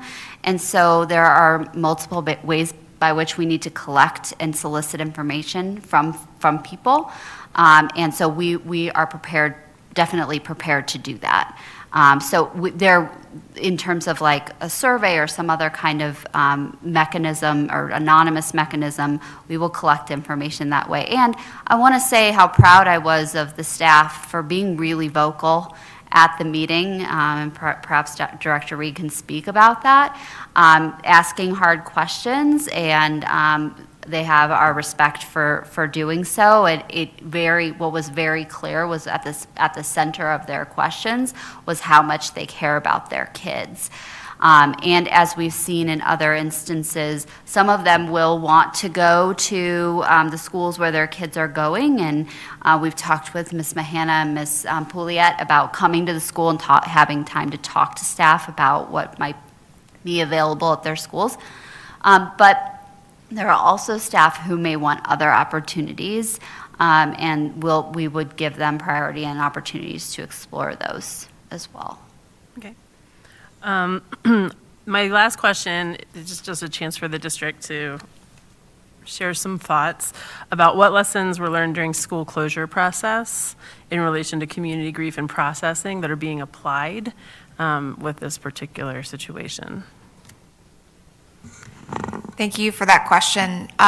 Through the first 2 rounds or through the only 2 rounds of Regional Opportunities for Thriving Schools, Phase 1 and Phase 2, we did learn in particular at the first community engagement sessions that particularly when there is difficult content, it is important to create space intentionally with really thoughtful facilitation, really thoughtful invitation, and really thoughtful permissioning for folks to experience the range of emotions that are likely to come up. And that might look really different for different folks. It might look different for one parent to another. It might look really different from one staff member to another. And so part of our design choices in this process has been to create some spaciousness and some time. So intentionally have created this kind of 5 meeting arcs because we know that it takes time. Even the presentation that we went through, Dr. Varda, to recognize something you mentioned earlier, it's a lot to process. And I think that there's some more work to do even in clarity, in addition to facilitated spaces where folks can just acknowledge that there are some tough feelings. So on February 11th, the first part of our meeting is an activity called empathy mapping, where in role-alike groups, we're going to invite staff into a space, we're going to invite family and community into a space, and students into a space where they can think about, what are the emotions that come up for you? Like when you think about this plan, what are those emotions? Let's name and recognize them. What are the thoughts you're having, the questions you might be having? What actions might you want to take? Because we think it's important to provide the support for people to engage in that conversation. Even as we try to look to the future, if we don't create space for what's happening right now, we're not likely to be able to move together as a community and as a district towards something that's possible. I'll just add one thing, which is when you do things at a scale of 16 schools, there are things you can't afford to do or you just can't do. And so with just dealing with one school, we're able to open up the possibility of what can we do that we weren't able to do when it was of scale. So we're thinking about those things. I think the other thing we've learned, and it's documented in every after-action review we have, is just how critical our principals and school leaders are in this process. And so, we brought Wanda Hamilton back, who helped with the first and second phases of ROFs to work just directly with the principals. They are designing the transition plans in and for their communities, because that's just work we can't do at the central level. It has to be done by the people who are going to be leading it. And so those are our Edgewater principals and our Wheat Ridge principals. And so no matter what happens, they started that work in January. Or maybe even before. I mean, we've been working on this for 6 months now. So, I think that is another thing that just we know to be critical to this work. I also want to just say, I think there are lessons learned from the closures of the 1621 schools. And I know it feels like this is a closure because we've proposed a pause of students being in the building for a year so we can do the planning, the remodeling, whatever investment we might need to make it a reality for what it's going to become. One of my goals is to make sure that the students who live in and near that school get to go to that school. And a couple things I heard in the community meeting, so we don't know everything that we need to know, I think, given that we're trying to shift from closure to meaningful community engagement around a school transition.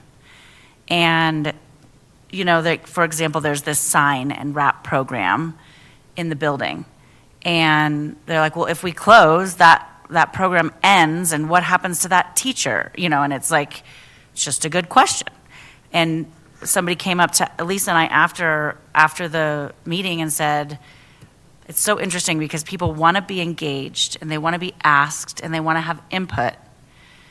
And then when they ask you a question and you don't have a black and white answer because you're trying to allow for time and space, now that we have a runway for engagement, then it's frustrating. right? So it's like, well, if we want to keep the sign program open in this corner of the building while we remodel, like propose that, right? If we do a 0-year planning, we probably need a team of people to lead that effort alongside a principal. You know, we can talk about that. And then somebody was asking us, well, we can't do that. We need to continue to make our paychecks. And we're saying, well, if you're planning a school, you should be making your paycheck. So I feel like there hasn't been an experience, especially in this community, but I think in many of our communities where district leadership is sitting down at the table saying, let's talk about this. We don't have all the answers. And people actually believing us and understanding that the other side of the coin of the district not having all the answers is ambiguity and a need from district leadership for people to bring solutions, right? And ideas. And maybe we can work it out, maybe we can't in terms of all of our interests, but that's a really uncharted territory and very different than where we were with the closure of the 21 because we didn't have that kind of time. So I think we're going to learn, even though we're trying to apply those lessons learned, and thank you for asking that because we should always be reminded to do that. I think we're going to learn a lot about how to do it as in a way of like transitioning a school versus closing. Yeah, I want to lift up, there was a gentleman who came and spoke to us a couple months ago at one of our meetings about joining, I think, the FAC or it was the community committee for, I think, Vivian, maybe, and like not Glennon Heights, and not trusting that process was going to be worth it, and he was very skeptical, and then he came to public comment and told us how well that went. My hope is that we get similar feedback, right? There's an opportunity to prove to our community that we do actually want their feedback and we want to implement some of their solutions and ideas because we don't have all of the solutions and ideas, but I want to recognize how much anxiety and fear is in the way of people being willing to show up. I'm concerned about the order, of having an information session and then a co-design session. Like how many people are going to show up at this February 11th meeting is what I'm wondering, and really trust that it's worth their time to show up and engage in a conversation. So I'm wondering, and you don't have to answer me now, but I'm wondering what you're doing to address that and how to perhaps do individual invitations to some community leaders, community members who can be a part of that and also be a trust agent for other community members to show up and participate because they know there are folks there who are going to speak up in support of them. Yeah. Thank you, Director Kenworthy.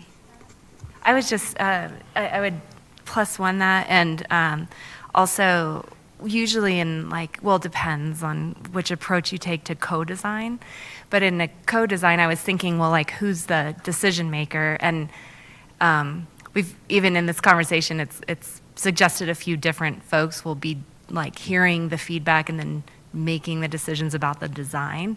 And I would encourage, if you really want to dig in on this, then identify some community leaders who are actively have the same vote as the district in the design that gets presented back to the community and us. That would truly be co-design where there's people in the community who are part of the decision-making after the input is made. But I think I haven't seen that yet. It's a different interpretation of co-design, but I would encourage it along those lines. Well, and I think too, as community leaders up here, that we also play a role in encouraging the community members who are reaching out to us with questions to show up and engage in the conversation and to provide feedback about how that is going. So for the folks who sent me emails and text messages during the community meeting that I was not at because it's not my articulation area anymore, I just want to say here that I've heard from district staff that they do want to hear solutions and ideas from community members. And then from my seat, want to say, please come and bring your ideas, your concerns, and your solutions to these next 3 meetings. Because if you don't, then they don't get considered at all, and you're sitting on the sidelines in an armchair trying to quarterback without being in the game. You have to show up and participate if you want to be heard. I just really want to lift that up. So that, I will stop there, but thank you. I want to appreciate the concerns raised by Dr. Varda and Director Kenworthy. I also want to say I've spent time at Wheat Ridge and at Everett in the last week, and they are really excited for the potential to welcome new families. And so I want to lift up, for those who might be questioning, considering, reach out to those principals. They are thoughtful and they are understanding, and they showed up, and I know they plan to show up to the rest of the sessions. And I'm also really excited about some of these options. I think it could turn into, and Warren Tech is so popular, and our opportunity to put those in that area of our district, I think is a really, really, really wonderful opportunity. So I understand the fear and all of it, but I also want people to maybe embrace a little bit, like, this could be really cool. Once we get through the transition and all the hard, because I know any change is hard, but I just want to lift that up. I think this could be super cool when we get through all the hard. I just have two questions. When you talk about changing the elementary schools from pre-K 6 to pre-K 5, especially with the Edgewater Elementary School, because it's the smaller one, is there any concern that it will get really small when you take sixth grade out? So one of the things that is that we're hopeful around with the two elementary schools is right now they both offer dual language programming, but the types are different. There's one way and two way. And right now they'd like to be shuffling more students between the schools to offer them the programming that they really need or want. And by freeing up some space, this will allow us to do that.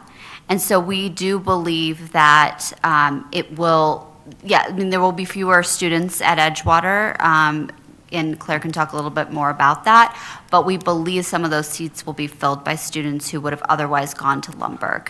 And there will be some students who also should be at Lumberg for programming that they want or need, that will be able to go there that can't now just because of how full the school is. So we'll free up some space for movement, and Claire can talk a little bit more about it.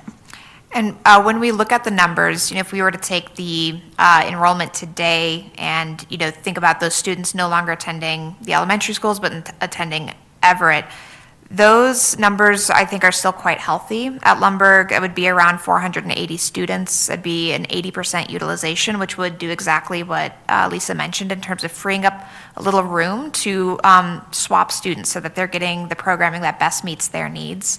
And at Edgewater, the enrollment would still be closer to just over 300, and that would be a 72% utilization. So again, something we would consider quite healthy.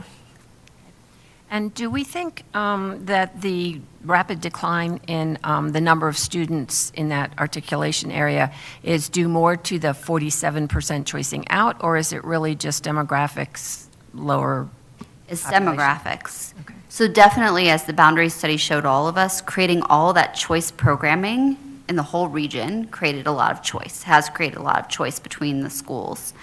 But the demographics are astounding, and that's why we studied them with the city of Edgewater. And I don't know if you remember, but CFC said that if they hadn't corrected their model, the number would have gone to 0 in terms of kids. The Edgewater just itself as a city is changing really rapidly. The housing market is changing there. The gentrification is happening at a rapid pace, and so it is demographics. And we're not the only district, of course, that, we border Denver right there. And they had proposed closing Colfax Elementary, which is very close to there because of how few students there are. So they're just fewer and fewer school-aged children in that area. And then lastly, I'm really excited that Edgewater Collective is partnering in this area, or in this effort. And I, from what I know about them, and I'm not that involved in that area, but I think they would really be thinking outside the box too. So in addition to the two main options that we're looking at right now, I would be hopeful that they could, even come in with some more ideas. And after talking to, industry specialists there who want to have some kind of apprenticeship programs or something using some of this space. Yeah, they've done a great job of finding opportunities, for sure. And at the beginning of the next meeting, as a preview for everyone who's planning to attend, Joel Newton, who runs the Edgewater Collective, is going to give a brief history of in terms of the work that has happened in that area over the past 12 years. He was just saying he saw a lot of new faces who don't have the context of the area. And so he will be lending some context as well next week. Initially, I was passing because I was there, and so I didn't really have questions because and the questions that were asked and answered just seemed to cover it. And then I thought, but I don't want me not saying anything to be misinterpreted as me not caring. All of a sudden, I'm like, oh no, I don't want people to like walk away going, she didn't even have anything to say. So I do just want to reiterate that people were very vocal. Staff members were very vocal at the meeting, and that was great to see. People didn't look too scared to say what they wanted to say. And so I actually think that's a really good start. I think knowing that people felt free to be honest and to talk about their fears and their sadness and all of that. And, I spent some time out in the hallway with a teacher that I've known for a really long time who was in tears, and just saying, please help us. And it's really hard to say, we're offering the help that we have to offer, and we can't do what you want us to do, which is to create children. So I felt good about that. And I do think that it's going to take time. I'm glad that we've decided to design this with several different meetings because it is going to take time to move into it. But I think that we will move into this work. I have faith in that community. I have faith in that community's knowledge of what it needs and what it wants and its ability to express it. And I have faith in our ability to meet them where they are. Okay, thank you so much for the presentation. And for this evening's next to last agenda item, it will allow the board the opportunity to review and discuss a draft proposal in support of Jeffco students and families, reaffirming its commitment to cultivating an environment of safety and belonging for all students. A draft resolution, as well as example resolutions from surrounding metro districts, are available via board docs for review and consideration. And before I open this discussion with the board, Superintendent Dorland, is there anything you'd like to add? Thank you, President Parker. I don't have anything to add at this time. Okay, then with that, I would like to first turn to Director Reed, who can bring us up to date on where we are in the process. All right, thank you very much. I'm so glad that we're having this conversation and that we're diving into this. What I want to do is start off by addressing the purpose of a resolution within a policy governance organization such as ours. Resolutions provide a public philosophical framework for the implementation of existing policy or the creation of new policies and procedures. For example, we used resolutions to direct the district to create policies and processes for closing schools, as we just talked about. They can also be used, although are not strictly required, to authorize actions only the school board can authorize, such as selling property. A resolution does not and should not carry the force of policy. This is why Matt Cook from CASB has often mentioned that he counsels policy governance school boards not to have resolutions at all, despite our finding positive uses for them. In drafting this resolution, it seemed most appropriate to approach it from the first purpose, to provide a public philosophical framework for the implementation of existing policy or the creation of new policies and procedures. It is grounded in our current policy because though we cannot control all the changes to the laws, we do control our policies and can continue to commit to them.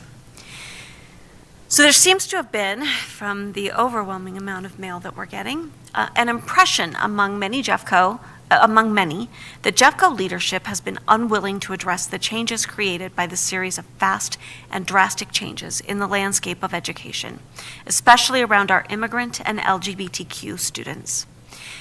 The same concerns were expressed in our Equity Accountability Committee. Both the immigrant and the LGBTQ students and a great deal of concern around hate speech and the ways that divisions in our culture are leaching into our schools. This resolution is designed to affirm our commitment to the equitable education of all students, including those who are under attack in our current environment. So I want to be clear that this resolution does not promise that Jeffco Public Schools will defy duly implemented federal and state laws, regardless of what our opinions of those may be. We simply cannot do that. If our stakeholders are hoping for a resolution that makes such a promise, I assure you, we would not be able to keep it. To do so would mean requiring all of our employees, from front office secretaries to principals and every other employee, to risk arrest and other legal consequences, and we cannot do that. I want to acknowledge that some have been frustrated that this resolution was not proposed and passed sooner. Such an action must be taken at a public meeting, and the last such meeting we held was before the inauguration. While we could certainly anticipate some of what was to come, we felt we needed to have a real understanding of it before drafting this response, and that was most effectively done after the new administration took office. I've also heard the voices of people who mistakenly believe that Jeffco has no concrete plan to deal with ICE and other law enforcement approaching our schools during the school day. I assure you that our principals have all been given very specific procedures to follow, which are alluded to in the final 2 resolution clauses of today's document. Finally, I acknowledge that this resolution will not make everyone happy. There will be people who do not want us to assertively affirm protection for our most vulnerable students, and others who believe this does not do nearly enough. To be honest, personally, I wish we could do more. It was hard to draft something without referencing laws that may or may not still be in place tomorrow. I mean, we've already seen that this morning, we're not 100% certain whether or not we have a federal Department of Education. It was hard to give direction regarding policy when I cannot know with certainty that such direction will be lawful tomorrow. I wish I could bestow clarity and certainty upon us all in these deeply muddy and uncertain times. I can tell you that there is no plan to preemptively roll over on anything. In the end, I attempted to capture the heartfelt belief of this board, which I know to be shared by leadership, that we must and will do absolutely everything in our lawful power to help our children feel safe and welcome and to minimize upheaval in our school buildings. Years of coaching and acting as a parliamentarian of high school Congress leaves me feeling like I should yield the floor for questions. But instead, I'm going to offer the hope that today's discussion will yield a resolution that provides the district with guidance and assures our constituents that we truly do care and will do our best to stand up for all of our students. So, at this point, I'd like to open up for comments, and I know, Michelle, you have a number of changes that you would like to see made, and I believe we have somebody taking notes on the changes that we ultimately agree we would like to see, so that when we have a final draft of the resolution, it reflects the changes that we want to see made. May I? First, thank you, Director Reed, for kicking us off and getting us started, because the first draft is always the hardest, and I greatly, greatly appreciate that. Due to my tardiness in timing of this meeting, I did propose some red lines, and I would maybe ask that they could be circulated and considered along with any other red lines that folks have. I don't know what the most expeditious way to do it is, and so I would just, I don't, but I have it electronically, and we could maybe print them and provide them before you leave tonight, whatever's easiest.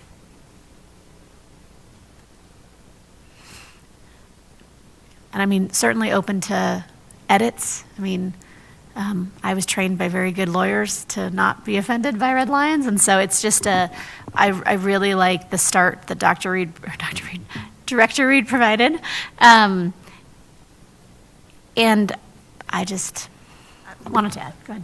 When I talked with President Parker yesterday, and she asked us to add this to the board's agenda, I think it was for the purpose of the board to have a public conversation around the current draft and provide guidance in a public setting all together now for everyone to hear about what changes you might want to see so that the board can contemplate this resolution on next week's agenda, whether that's on consent or something else, depending upon what President Parker asks us to do.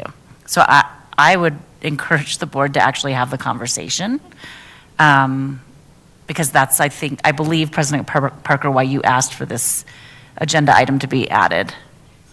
Oops, yes, and we do have the original draft that Director Reed did, so we can all look at that, and then Director Applegate, if you want to just go, paragraph by paragraph, what you were suggesting. Whatever's preferred.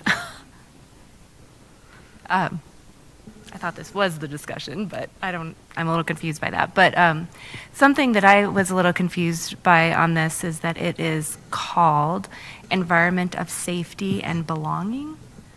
I think this is why I've been like, what exactly is the purpose of this resolution?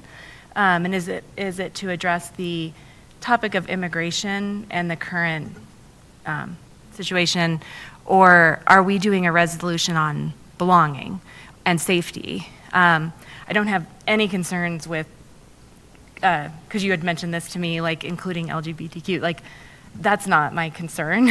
I'm wondering, what is this? Is this a resolution addressing the immigration? And because like if someone was reading our agenda, they would never know that's what this is, because it's not even in the title. So I don't know, I'm not sure The agenda what for this is. tonight? Huh? The agenda for tonight? Like right now on the agenda, it says Environment of Safety and Belonging discussion. And It that's sounds what too this vague. is. Right, that's what I'm saying. So is this resolution a safety and belonging resolution? Or is it a resolution addressing immigration? So if I may, this one that we're talking about right now is safety and belonging. And Director Reed, when I've talked with her too, she was bringing in a lot of the concerns from her work on the AEC. But we also included in the documents for this agenda some specific ones on immigration. So we've got those that we can talk about as well. So what I was thinking, since your question had come up, that we could possibly end up with two resolutions. One that addresses, yeah. So we have one that's the safety and belonging, and then we can use possibly one of the models on specifically immigration. Okay, so a couple of things with this. One is, because I think it's two separate issues in a lot of ways. If the issue is that the resolution itself is too vague and that you want it to specify, we could do that. We could say safety and belonging for all students, including, because I'm looking at your red line right now. So that stayed the same. Right. But we could change it. And we could certainly say the safety and belonging for all students, including immigrants and LGBTQ, or including, something like that. Well, let me add what I did. And again, I don't actually have super strong feelings on this. What I did is I added more language around immigration into this version, because when I looked at like other districts, they kind of lumped it all in, and I thought that was nice. But I did add language that was kind of really specific to the immigration action. And so I tried to merge. Oh, go ahead. Oh, it's in your email. It's sent. It should be. So the one caution that I would have about splitting it into two, and I do want to point out that there's precedent in other districts for putting them together. So it's not unheard of, and it seems to have worked fine there, especially given that a resolution is not policy. It is a philosophical framework. The problem with saying, let's break it out into two, which I'm more than happy to do if that's what this board decides it wants to do. I'm happy to do that work, is that it delays somebody somewhere. And we already have a public that feels that we have been unresponsive and untimely. And so that creates problems in and of itself, because then there's no time to discuss the two separate ones unless we agree to delay at least one of them, and maybe both, until March. And I don't think people want that delay. So I think there are ways to make it more clear in the wording of the title of it, because the resolution itself is quite long and, is the part that comes after all the whereas clauses. But the title of it, if we wanted to make that clearer, we certainly could do that. Said one other thing, like, for example, in the Boulder Valley one, there's, and I don't know, in the red lines, and I don't know, but there's sections on where this would be posted and how it would be communicated. Yeah, we can add that. Yeah, like, because we're getting a lot of feedback on the lack of any communication to the community. And I noticed even the Boulder Valley one, the very last section says something about where this would be posted in every school is what they say, and then communicated to all staff and the community. So I don't think I have the staff and community part, but I do have it at the end that it would be provided to after-school providers and vendors who contract with us and notified. But I don't think I added the community and parents, whatever you just said. Is there, in the interest of walking through this line by line, which we can do, I'm trying to figure out the best way to do this. Because we could go line by line, or could we say we can all get it and have comments back within a certain time so that it could be approved next week? Like, what's our option? So my concern about doing that is that it doesn't happen in public then. So, and who's taking notes? Jennifer, are you taking the notes for us?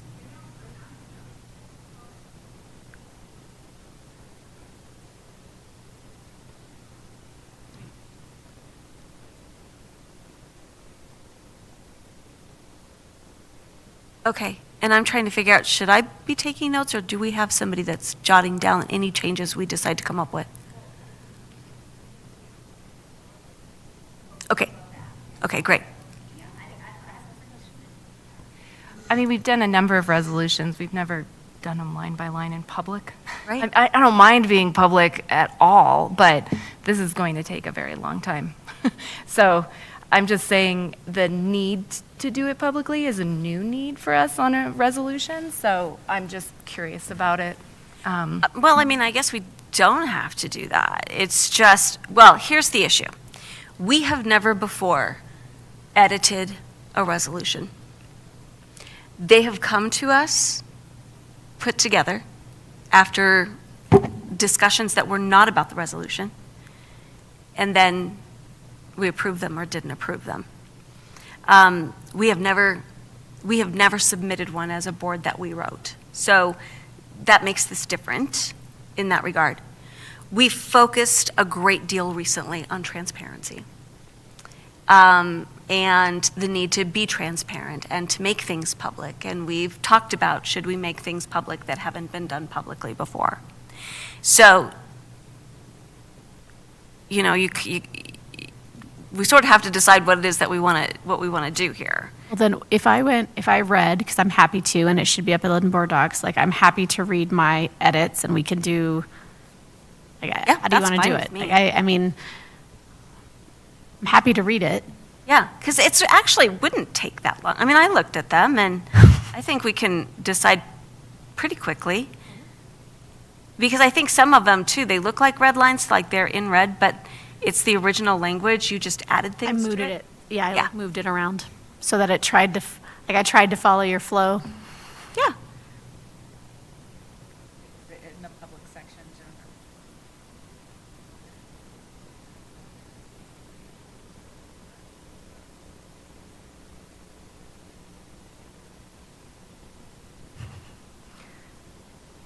Should I start?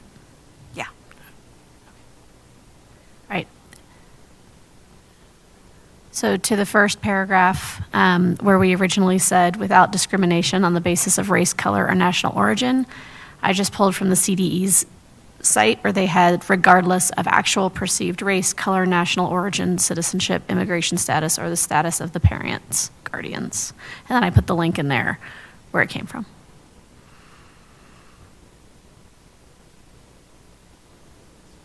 I'm sorry. I'm totally thumbs up on that. I love that. I don't think that we need to cite our sources, No, that was honestly, more because for I stole this from all over the place, to be honest, and did not cite any of those sources. It was more for our reference. than Okay. anything else. Mary, do you have it?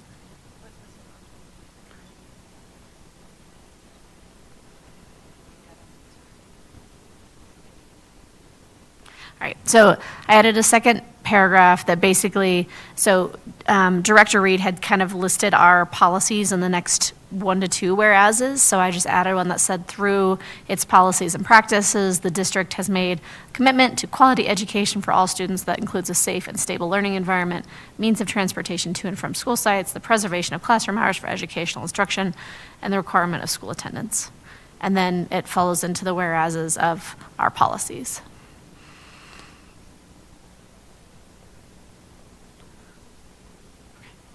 Keep going. And then, so now I'm going to jump down 1, 2, 3, 4 whereases. And because I added more, I just deleted the and. At the end of, I should have put numbers in, Paula, I'm sorry. So after the whereas, well, so then the next whereas paragraph that was added, and this one, this is more opinion, so I welcome discussion on this. Whereas federal immigration law enforcement activities on or around district property or transportation routes, whether by surveillance, interview, demand for information, arrest, detention, or any other means, harmfully disrupts the learning environment to which all students, regardless of immigration status, are entitled and significantly interferes with the ability of students, including U.S. citizens, students, and students who hold other legal grounds for presence in the U.S. to access free public K-12 education. Please. I want to ask a question about that. Just for specificity, I'm curious. One, is there, in some of the other resolutions that surrounding districts have released, they've alluded specifically to a case, Plyler. Is that still something that we could potentially cite in our resolution? Or is that a piece of? I will tell you that is it I up in the air? conscientiously did not put any current law or legal interpretations, because as far as I can tell, they are out the window.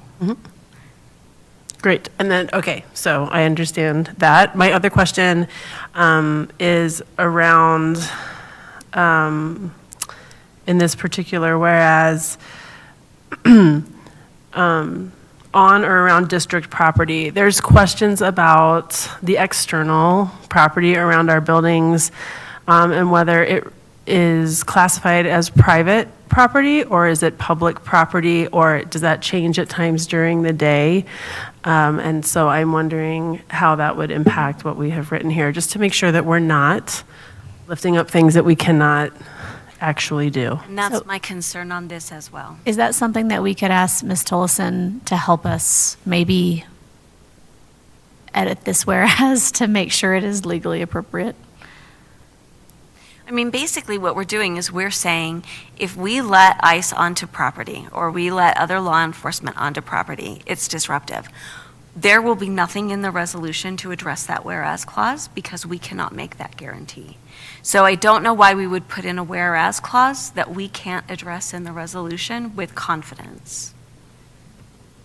So I agree with you, this is No, true. fair. So is it the on or around district property, or is it that it is disruptive to? It's the on or around. I mean, I'm fine changing. I just wanted it to say that this might is be in. disruptive to all education. Like, it's not. It totally is. I'm just saying, whether it's disruptive or not, if the law says that we have to let them on, we're going to let them on. Because there's no way we're going to ask anyone in that school to walk out there and tell them that they can't do this thing that is now a duly legal thing to do. So that was one of those weird things where it was like, because I saw that in that language and the reason I left it out is if there's not going to be anything in the resolution to address it. Now, what is in the resolution to address that is if they are going to come onto school property, they have to have all their documentation together and they have to run it by our legal department because that's in our that's in our actual procedures for how we intend to deal with that. So that is something that's actually in there. I'm open to edits on this. I was just explaining the why. My suggestion would be to change on or around to in district property, because the buildings, we control the access, and that is not something that the public can access independently, like our playgrounds and our surrounding areas are.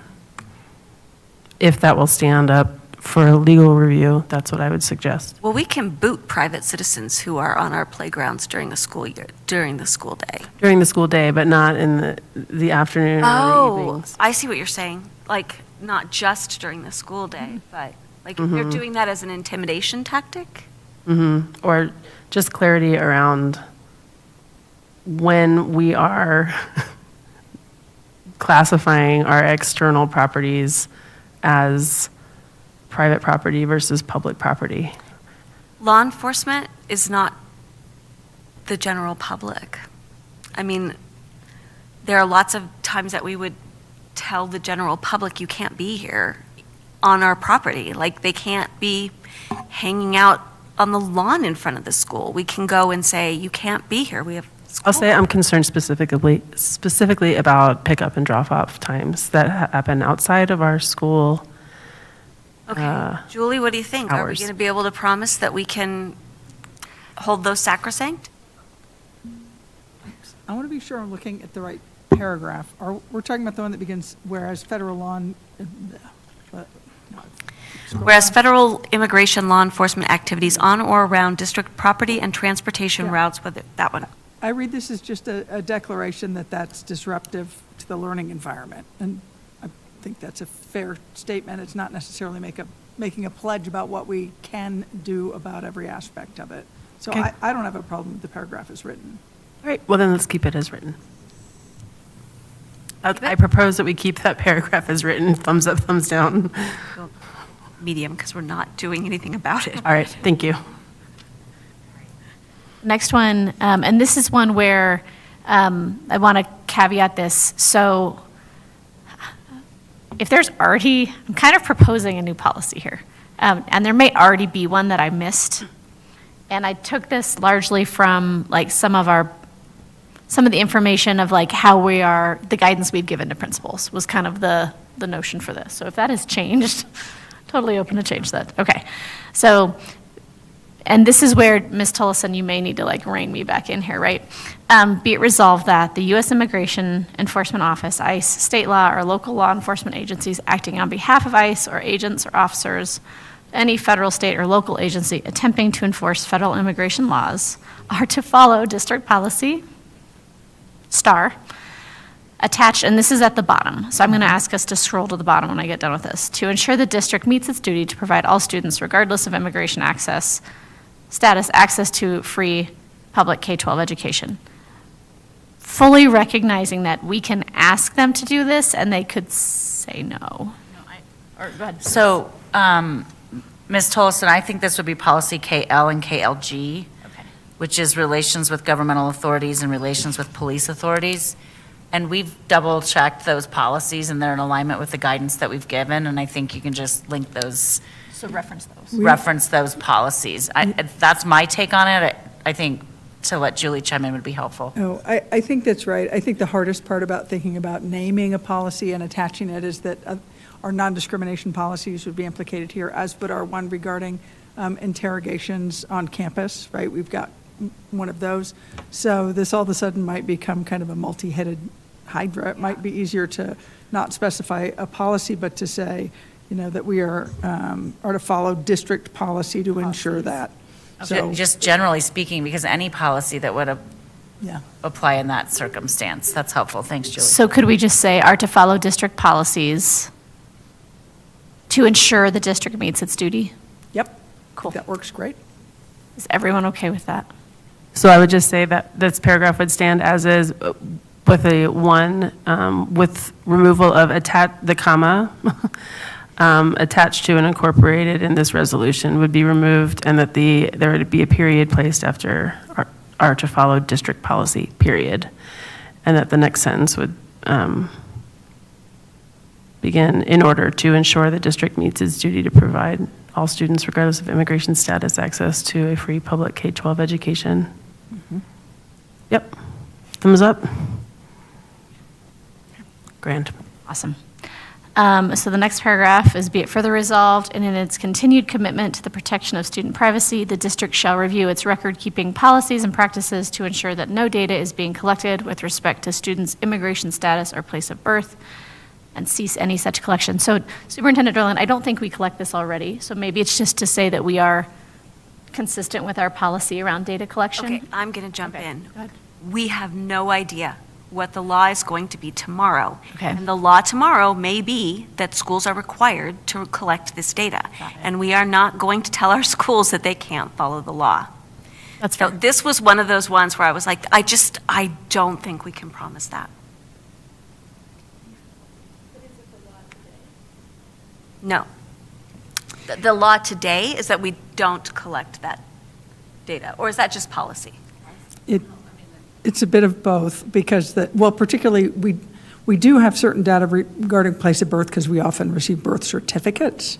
And of course, where somebody's born, I understand how people draw conclusions about immigration status, but it doesn't necessarily follow. We absolutely do not collect, and most school districts do not, information about immigration status, and that's sort of consistent with ever since the Supreme Court decided And I will Plyler say versus that- Doe back in the early 80s, right? So, I mean, I'm inclined to say I think we can commit that we will refrain from collecting information on immigration status. I guess if the law changes, we'll have a different conversation. No, we may, just given that this keeps coming up, make some sort of commitment in some section to following the law, right? And then the only thing I was going to jump in and say is that I'm uncomfortable with the language around place of birth, because we do use birth certificate as part of our enrollment process. There's probably other things that can be brought in as well, but. So what if we said that, be it further resolved, in the continued commitment to the protection of student privacy, the district will continue its current practice, or some language around like, I don't think this is about place of birth, this is about immigration status. Is that accurate? We do not just collect take out more information place of regarding immigration status. Correct. I just think that at some point, we're going to be required to do that. Well, and I would just request that you don't ask us to do a review, because we we're can very take that. clear about what we do. That's what I and- mean. So what if we just say continued commitment to the protection of student privacy per its policies? Period? I think we have the one in there already that says that we will follow FERPA. So should we go to that one next and see if that helps clear this one up? Because that's the next one. Can I just add, a few people have brought up the fact that I think it's for our, I can't even remember who did, the ESL program was this a thing that came to all of us. We collect place of birth. I think, don't we even ask parents' place of birth? I'm just going to say that is concerning people in the community, that someone showed, I don't know where I was, someone showed me a screenshot of you have that, place of birth. Was that you showed me? I It don't is remember, me. but- I have Yep. screenshots sent to me from a staff member where we collect birthplace and language information. This is in regards to ESL data, language background, how long somebody has spoken, how much English does your child speak or understand, and how many languages does the child speak or understand, and how many years did they attend school in another country? Yeah, I get it, and I understand the political environment that we're in.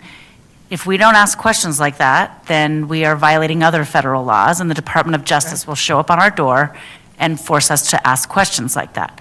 if we don't ask questions about our families and their lived experiences and the needs of their children, then we don't know how to allocate resources to support students with their learning needs. So this is a real catch-22 because we've been in districts where those kinds of questions weren't asked, and federal officials came in and made the district start asking those questions. So we're getting like I really definitely into the- wasn't bringing it up to say we should change it. I just want to acknowledge that it's making people feel scared. Thank you so for people acknowledging have- that. People have feelings about this, and we Absolutely. need to let them know that we'll protect. And that's why I think if we focus on the next. can we read the para- next one? next resolution clause.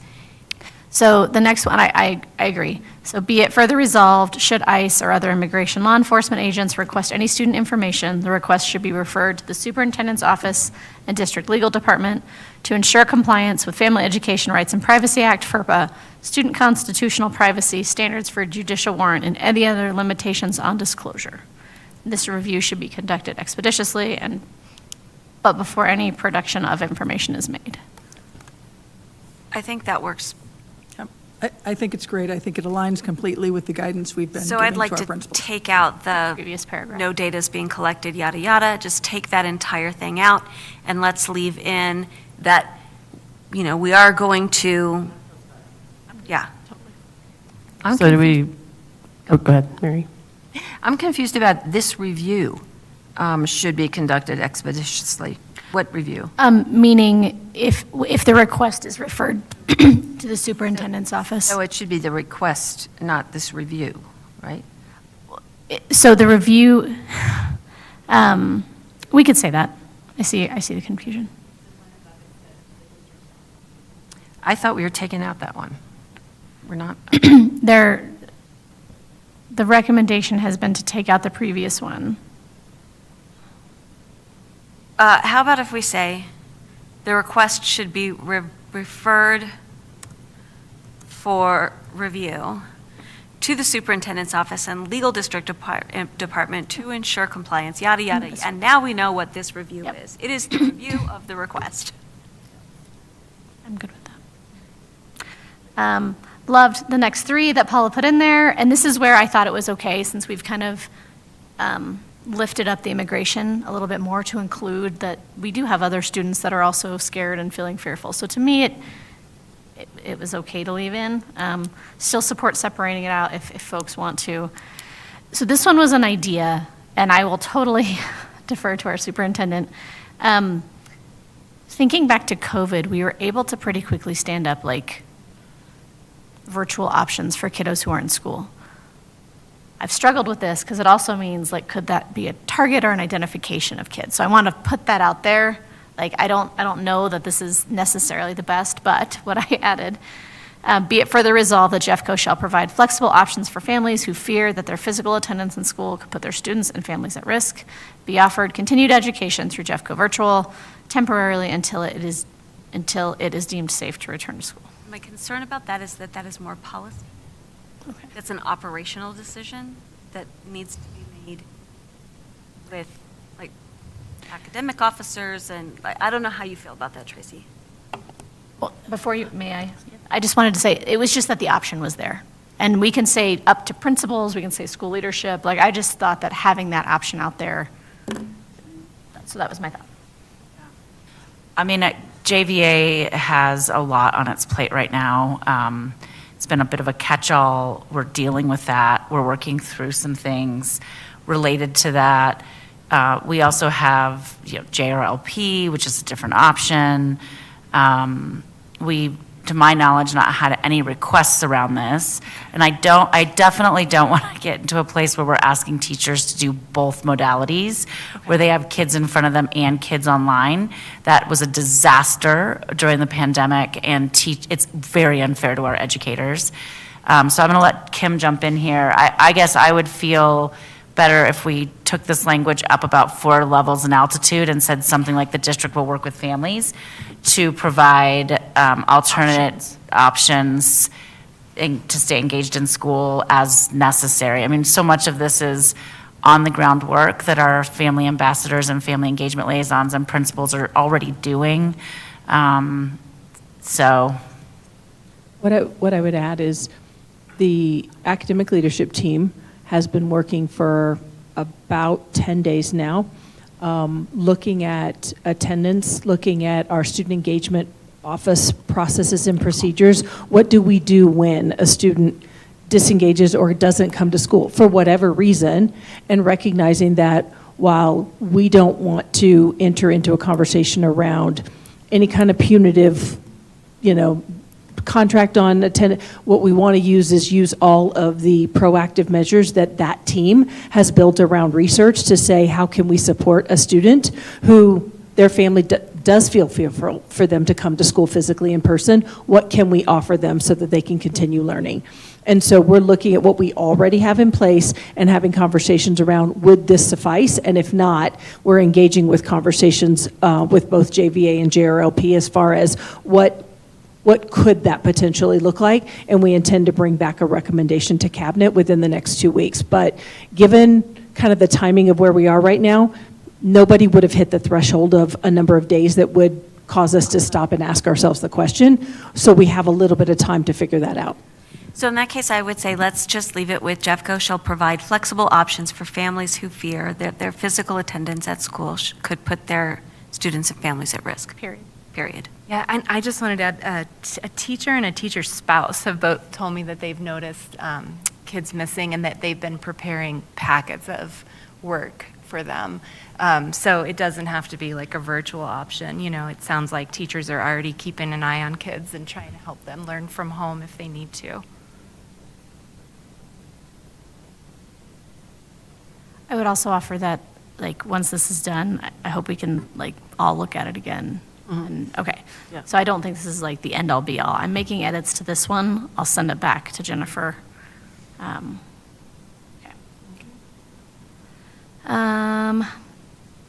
Then we just jumped down to the end, guys. We're almost done.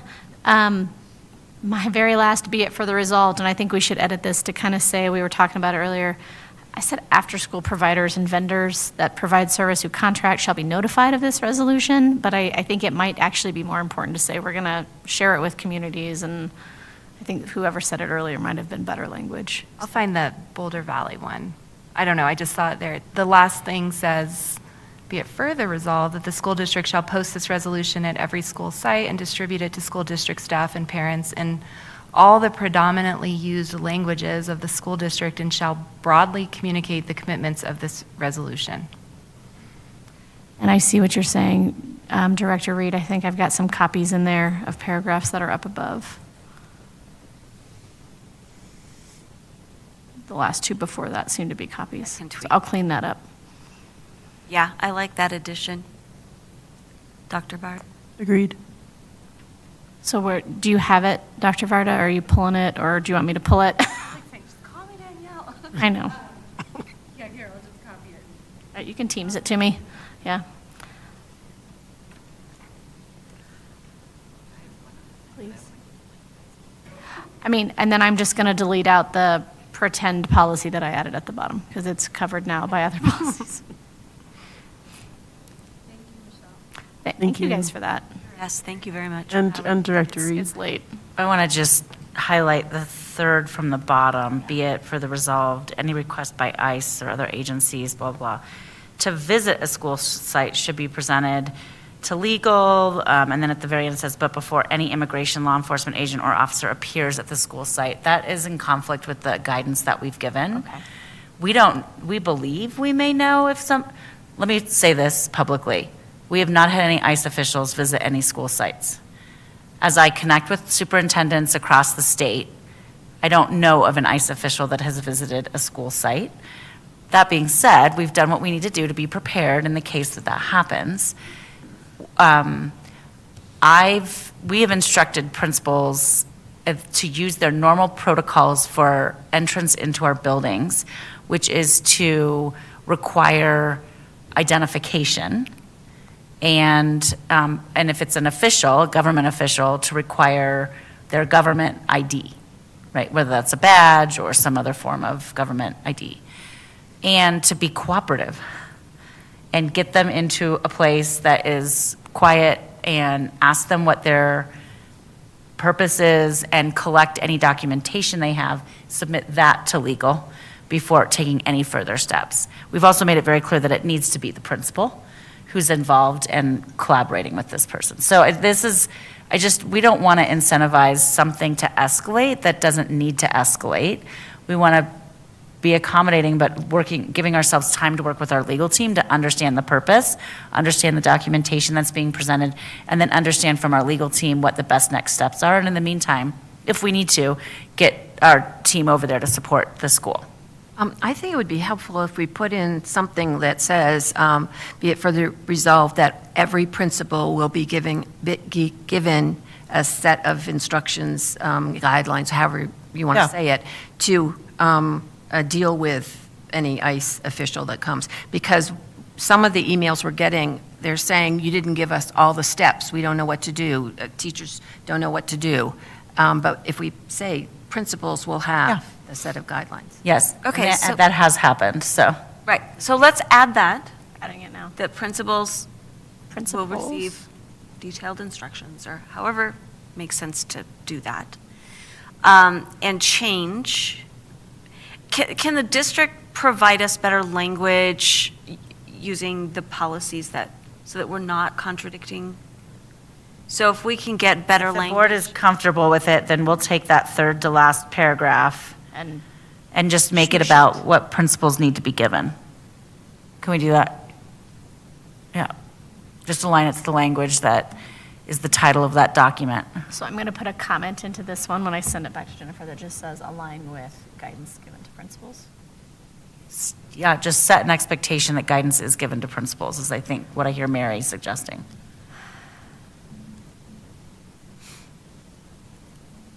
I just have a question, not for the resolution, for Superintendent Dorland.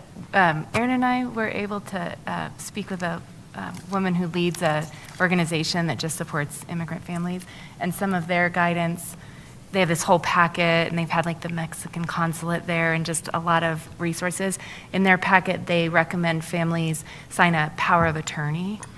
And I think we know kids have to have a sign who can pick them up at school, which is not the same thing. Do we give any guidance on that? I just have no idea. So on our frequently asked questions page, we have a bunch of resources, one of which is how to identify a person of trust in your absence. There's a whole format that our family ambassadors are working with through the state's immigration support documents and pages. So those are the resources that Tara's team is using with families who need the one-on-one and specific support. And it's everything from, who are my emergency contacts and I see up to date? Do we have a plan for making sure those folks know they're my emergency contact in case something happens? So they're going through and using those tools that are on the Colorado State Immigration website. What are my rights as an immigrant family? Those are all being utilized by our family ambassadors. And we have that in here. Be it further resolved, Jeffco Public Schools will encourage and assist parents and guardians to make a personal plan to ensure there is emergency contact in place in the event they are not available by updating their emergency contact information for students either at the school or an Infinite campus. Maybe instead of saying by updating, and let's say including updating, because then it's not just that you're going to do that. If there's more to the plan that they need and that our family ambassadors are helping them to create, that's in there. But we have something in here that says we're going to help make sure that they have something in place. Just their own internal plans. I don't think we as a district need to know what their family internal plans. Either. She really pointed it out that was something families didn't know, was that they should probably do a power of attorney. That's just my question. And Lisa's going to close in on something. Could you connect that person with Tara Pena so that we could make that information available? They have. Oh, okay, perfect. Not recently, but Okay, yeah. If we could- One of the resources in the FAQ page is the Colorado Legal Services for Immigrant Families. So, but we can connect with Tara and just see if this power of attorney question has been something that our ambassadors are aware of and can talk to families about. One other question, in the newsletters that go out to parents, can this, at least the FAQ page, be included in it? It has been. In the newsletters? Across the board, as well as the community update.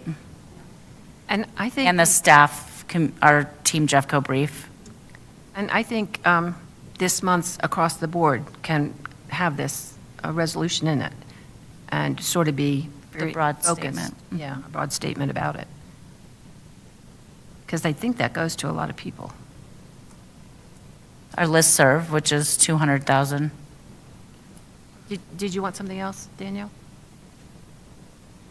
So I've sent that version to Jennifer and copied Mary.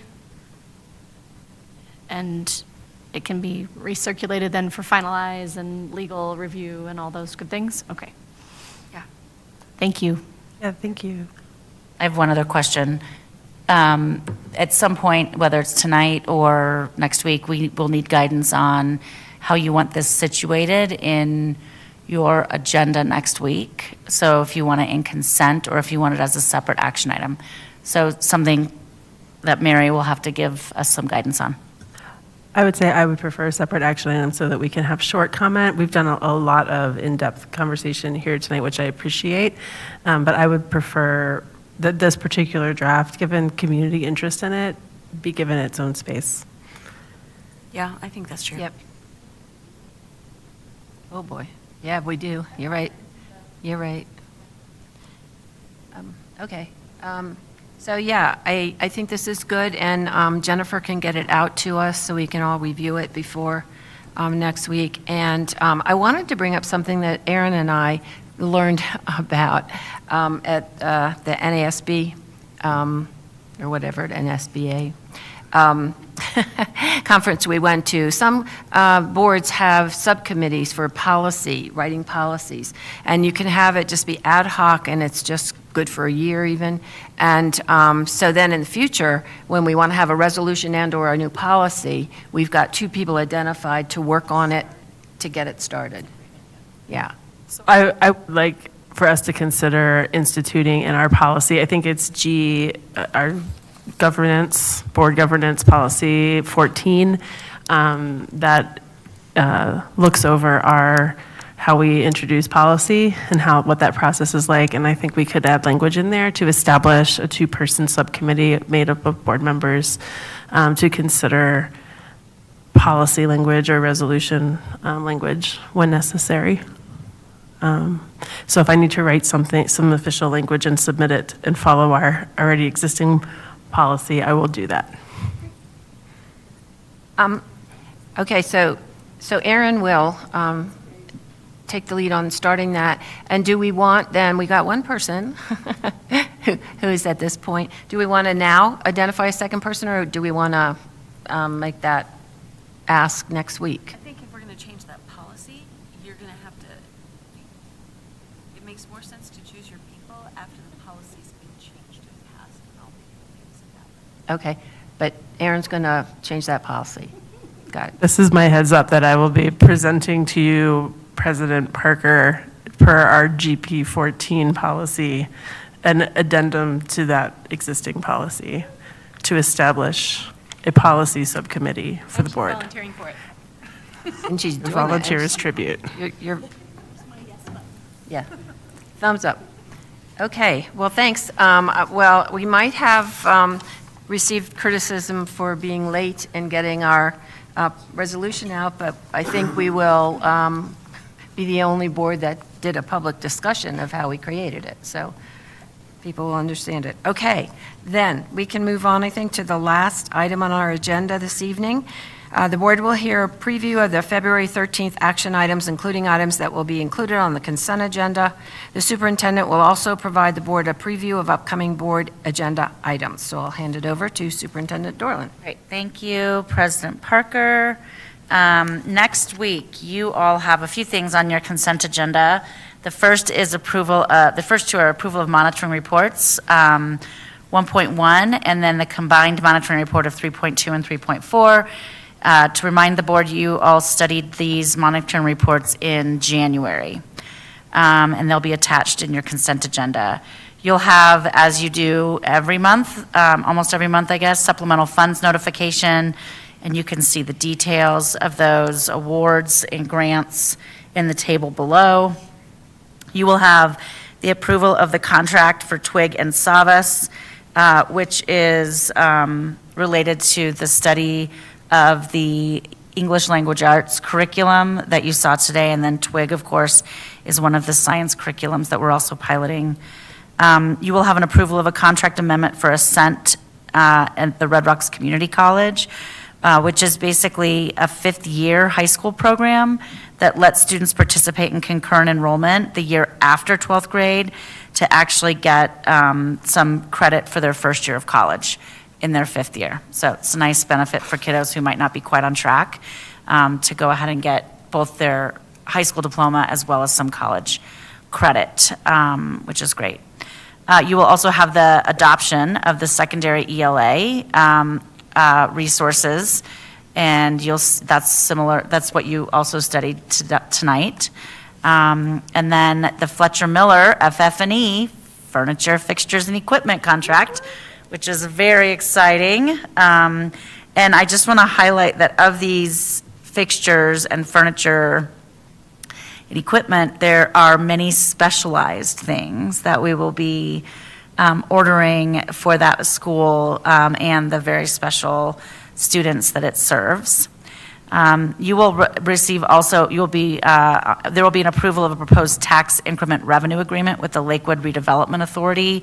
This is similar to what you have approved with Wheat Ridge in the past, and it just allows them to do some tax increments in a redevelopment area for urban renewal.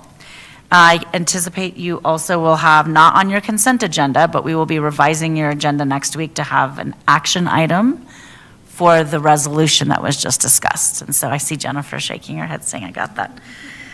All right, going on to March, just a quick preview of your agenda items for your study session. You'll see pretty typical legislative update, which is typical of this time of year.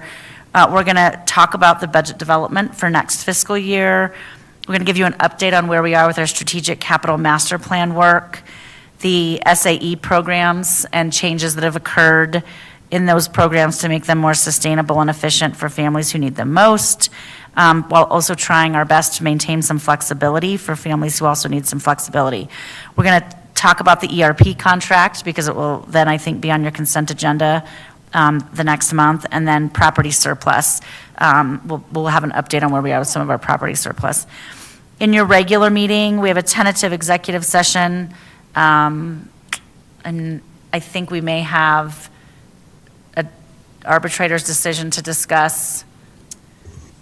That's actually going to be in March, the arbitrator's decision, but we may have a recommendation for dismissal of a teacher. Okay. So so we may be adding an executive session next week for the purpose of a personnel matter. Okay, so there's that, and then in March, you will have an executive session for the purpose of your consideration of an arbitrator's decision in a grievance situation, which we'll talk more about in March. You have your dedicated public comment for negotiations. You'll have the second quarter financial report and a dialogue with the Financial Advisory Committee. State adequacy studies that, we did the state did two different financial adequacy studies, and we have asked for Tracy Rainey from the Colorado School Finance Project to come and speak with our board and help you understand and give you time to learn from her about what those adequacy studies said, especially as we're all dealing with the Colorado School Finance issues that we discussed earlier tonight. In April, for your study session, you'll have, again, the legislative update. You'll have two additional monitoring reports, 2.2 and 2.6, some more time with our fabulous JSLB, hearing our student voice. We'll continue with our budget development, and you'll learn more about school and department allocations, and you will receive an update. I know this has been something the board's been wondering about on where we are with our environmental sustainability efforts that we started this year. So that's going to be exciting. In the regular meeting, we have an executive session that's tentative, depending upon what's going on at the time. 20-minute public comment for negotiations. You'll hear from the CAC, and you will be approving, the board will have the opportunity to approve the monitoring report of 1.4. And then in May, again, dedicated public comment. That shouldn't be there. Sorry, that's in your regular meeting. You'll have a legislative update. We'll have the proposed budget that needs to be presented to you prior to June when you have the final budget. Can I, on the April 10th, it says monitoring report 1.4. Yep. When do we vote on accepting the monitoring reports 2.2 and 2.6 from the study session? It would be in the April regular meeting under the consent agenda. What's not listed here is all your consent agenda items. So you'll have the monitoring report 1.4 sort of as a study section in the April regular meeting. Does that make sense? Yeah. And so we just don't list all the consent agenda items for your regular meetings, more just the action or study things. Okay, so 25-26 proposed budget, EAP services, which I know has been an interest of the board to hear about as well. The charter school application for Free Horizon Montessori. The board will recall that Free Horizon Montessori was a charter school, is currently an innovation school, and has elected to return back to a charter school. So you'll hear their application in the study session, 2 additional monitoring reports, which you can see there. And then in the regular meeting, we will have my mid-year check-in, an executive session for the superintendent's evaluation. You will have the Jefferson area articulation area plan coming to you, depending upon how these next few rounds of engagement go. TDPAC will be coming to talk to you, one of your board committees. You will review your board calendar for the 25-26 school year. Can you believe it already? And hear from the DAC. And then in June, of course, we have the budget for adoption. We have the Q3 financials for this year.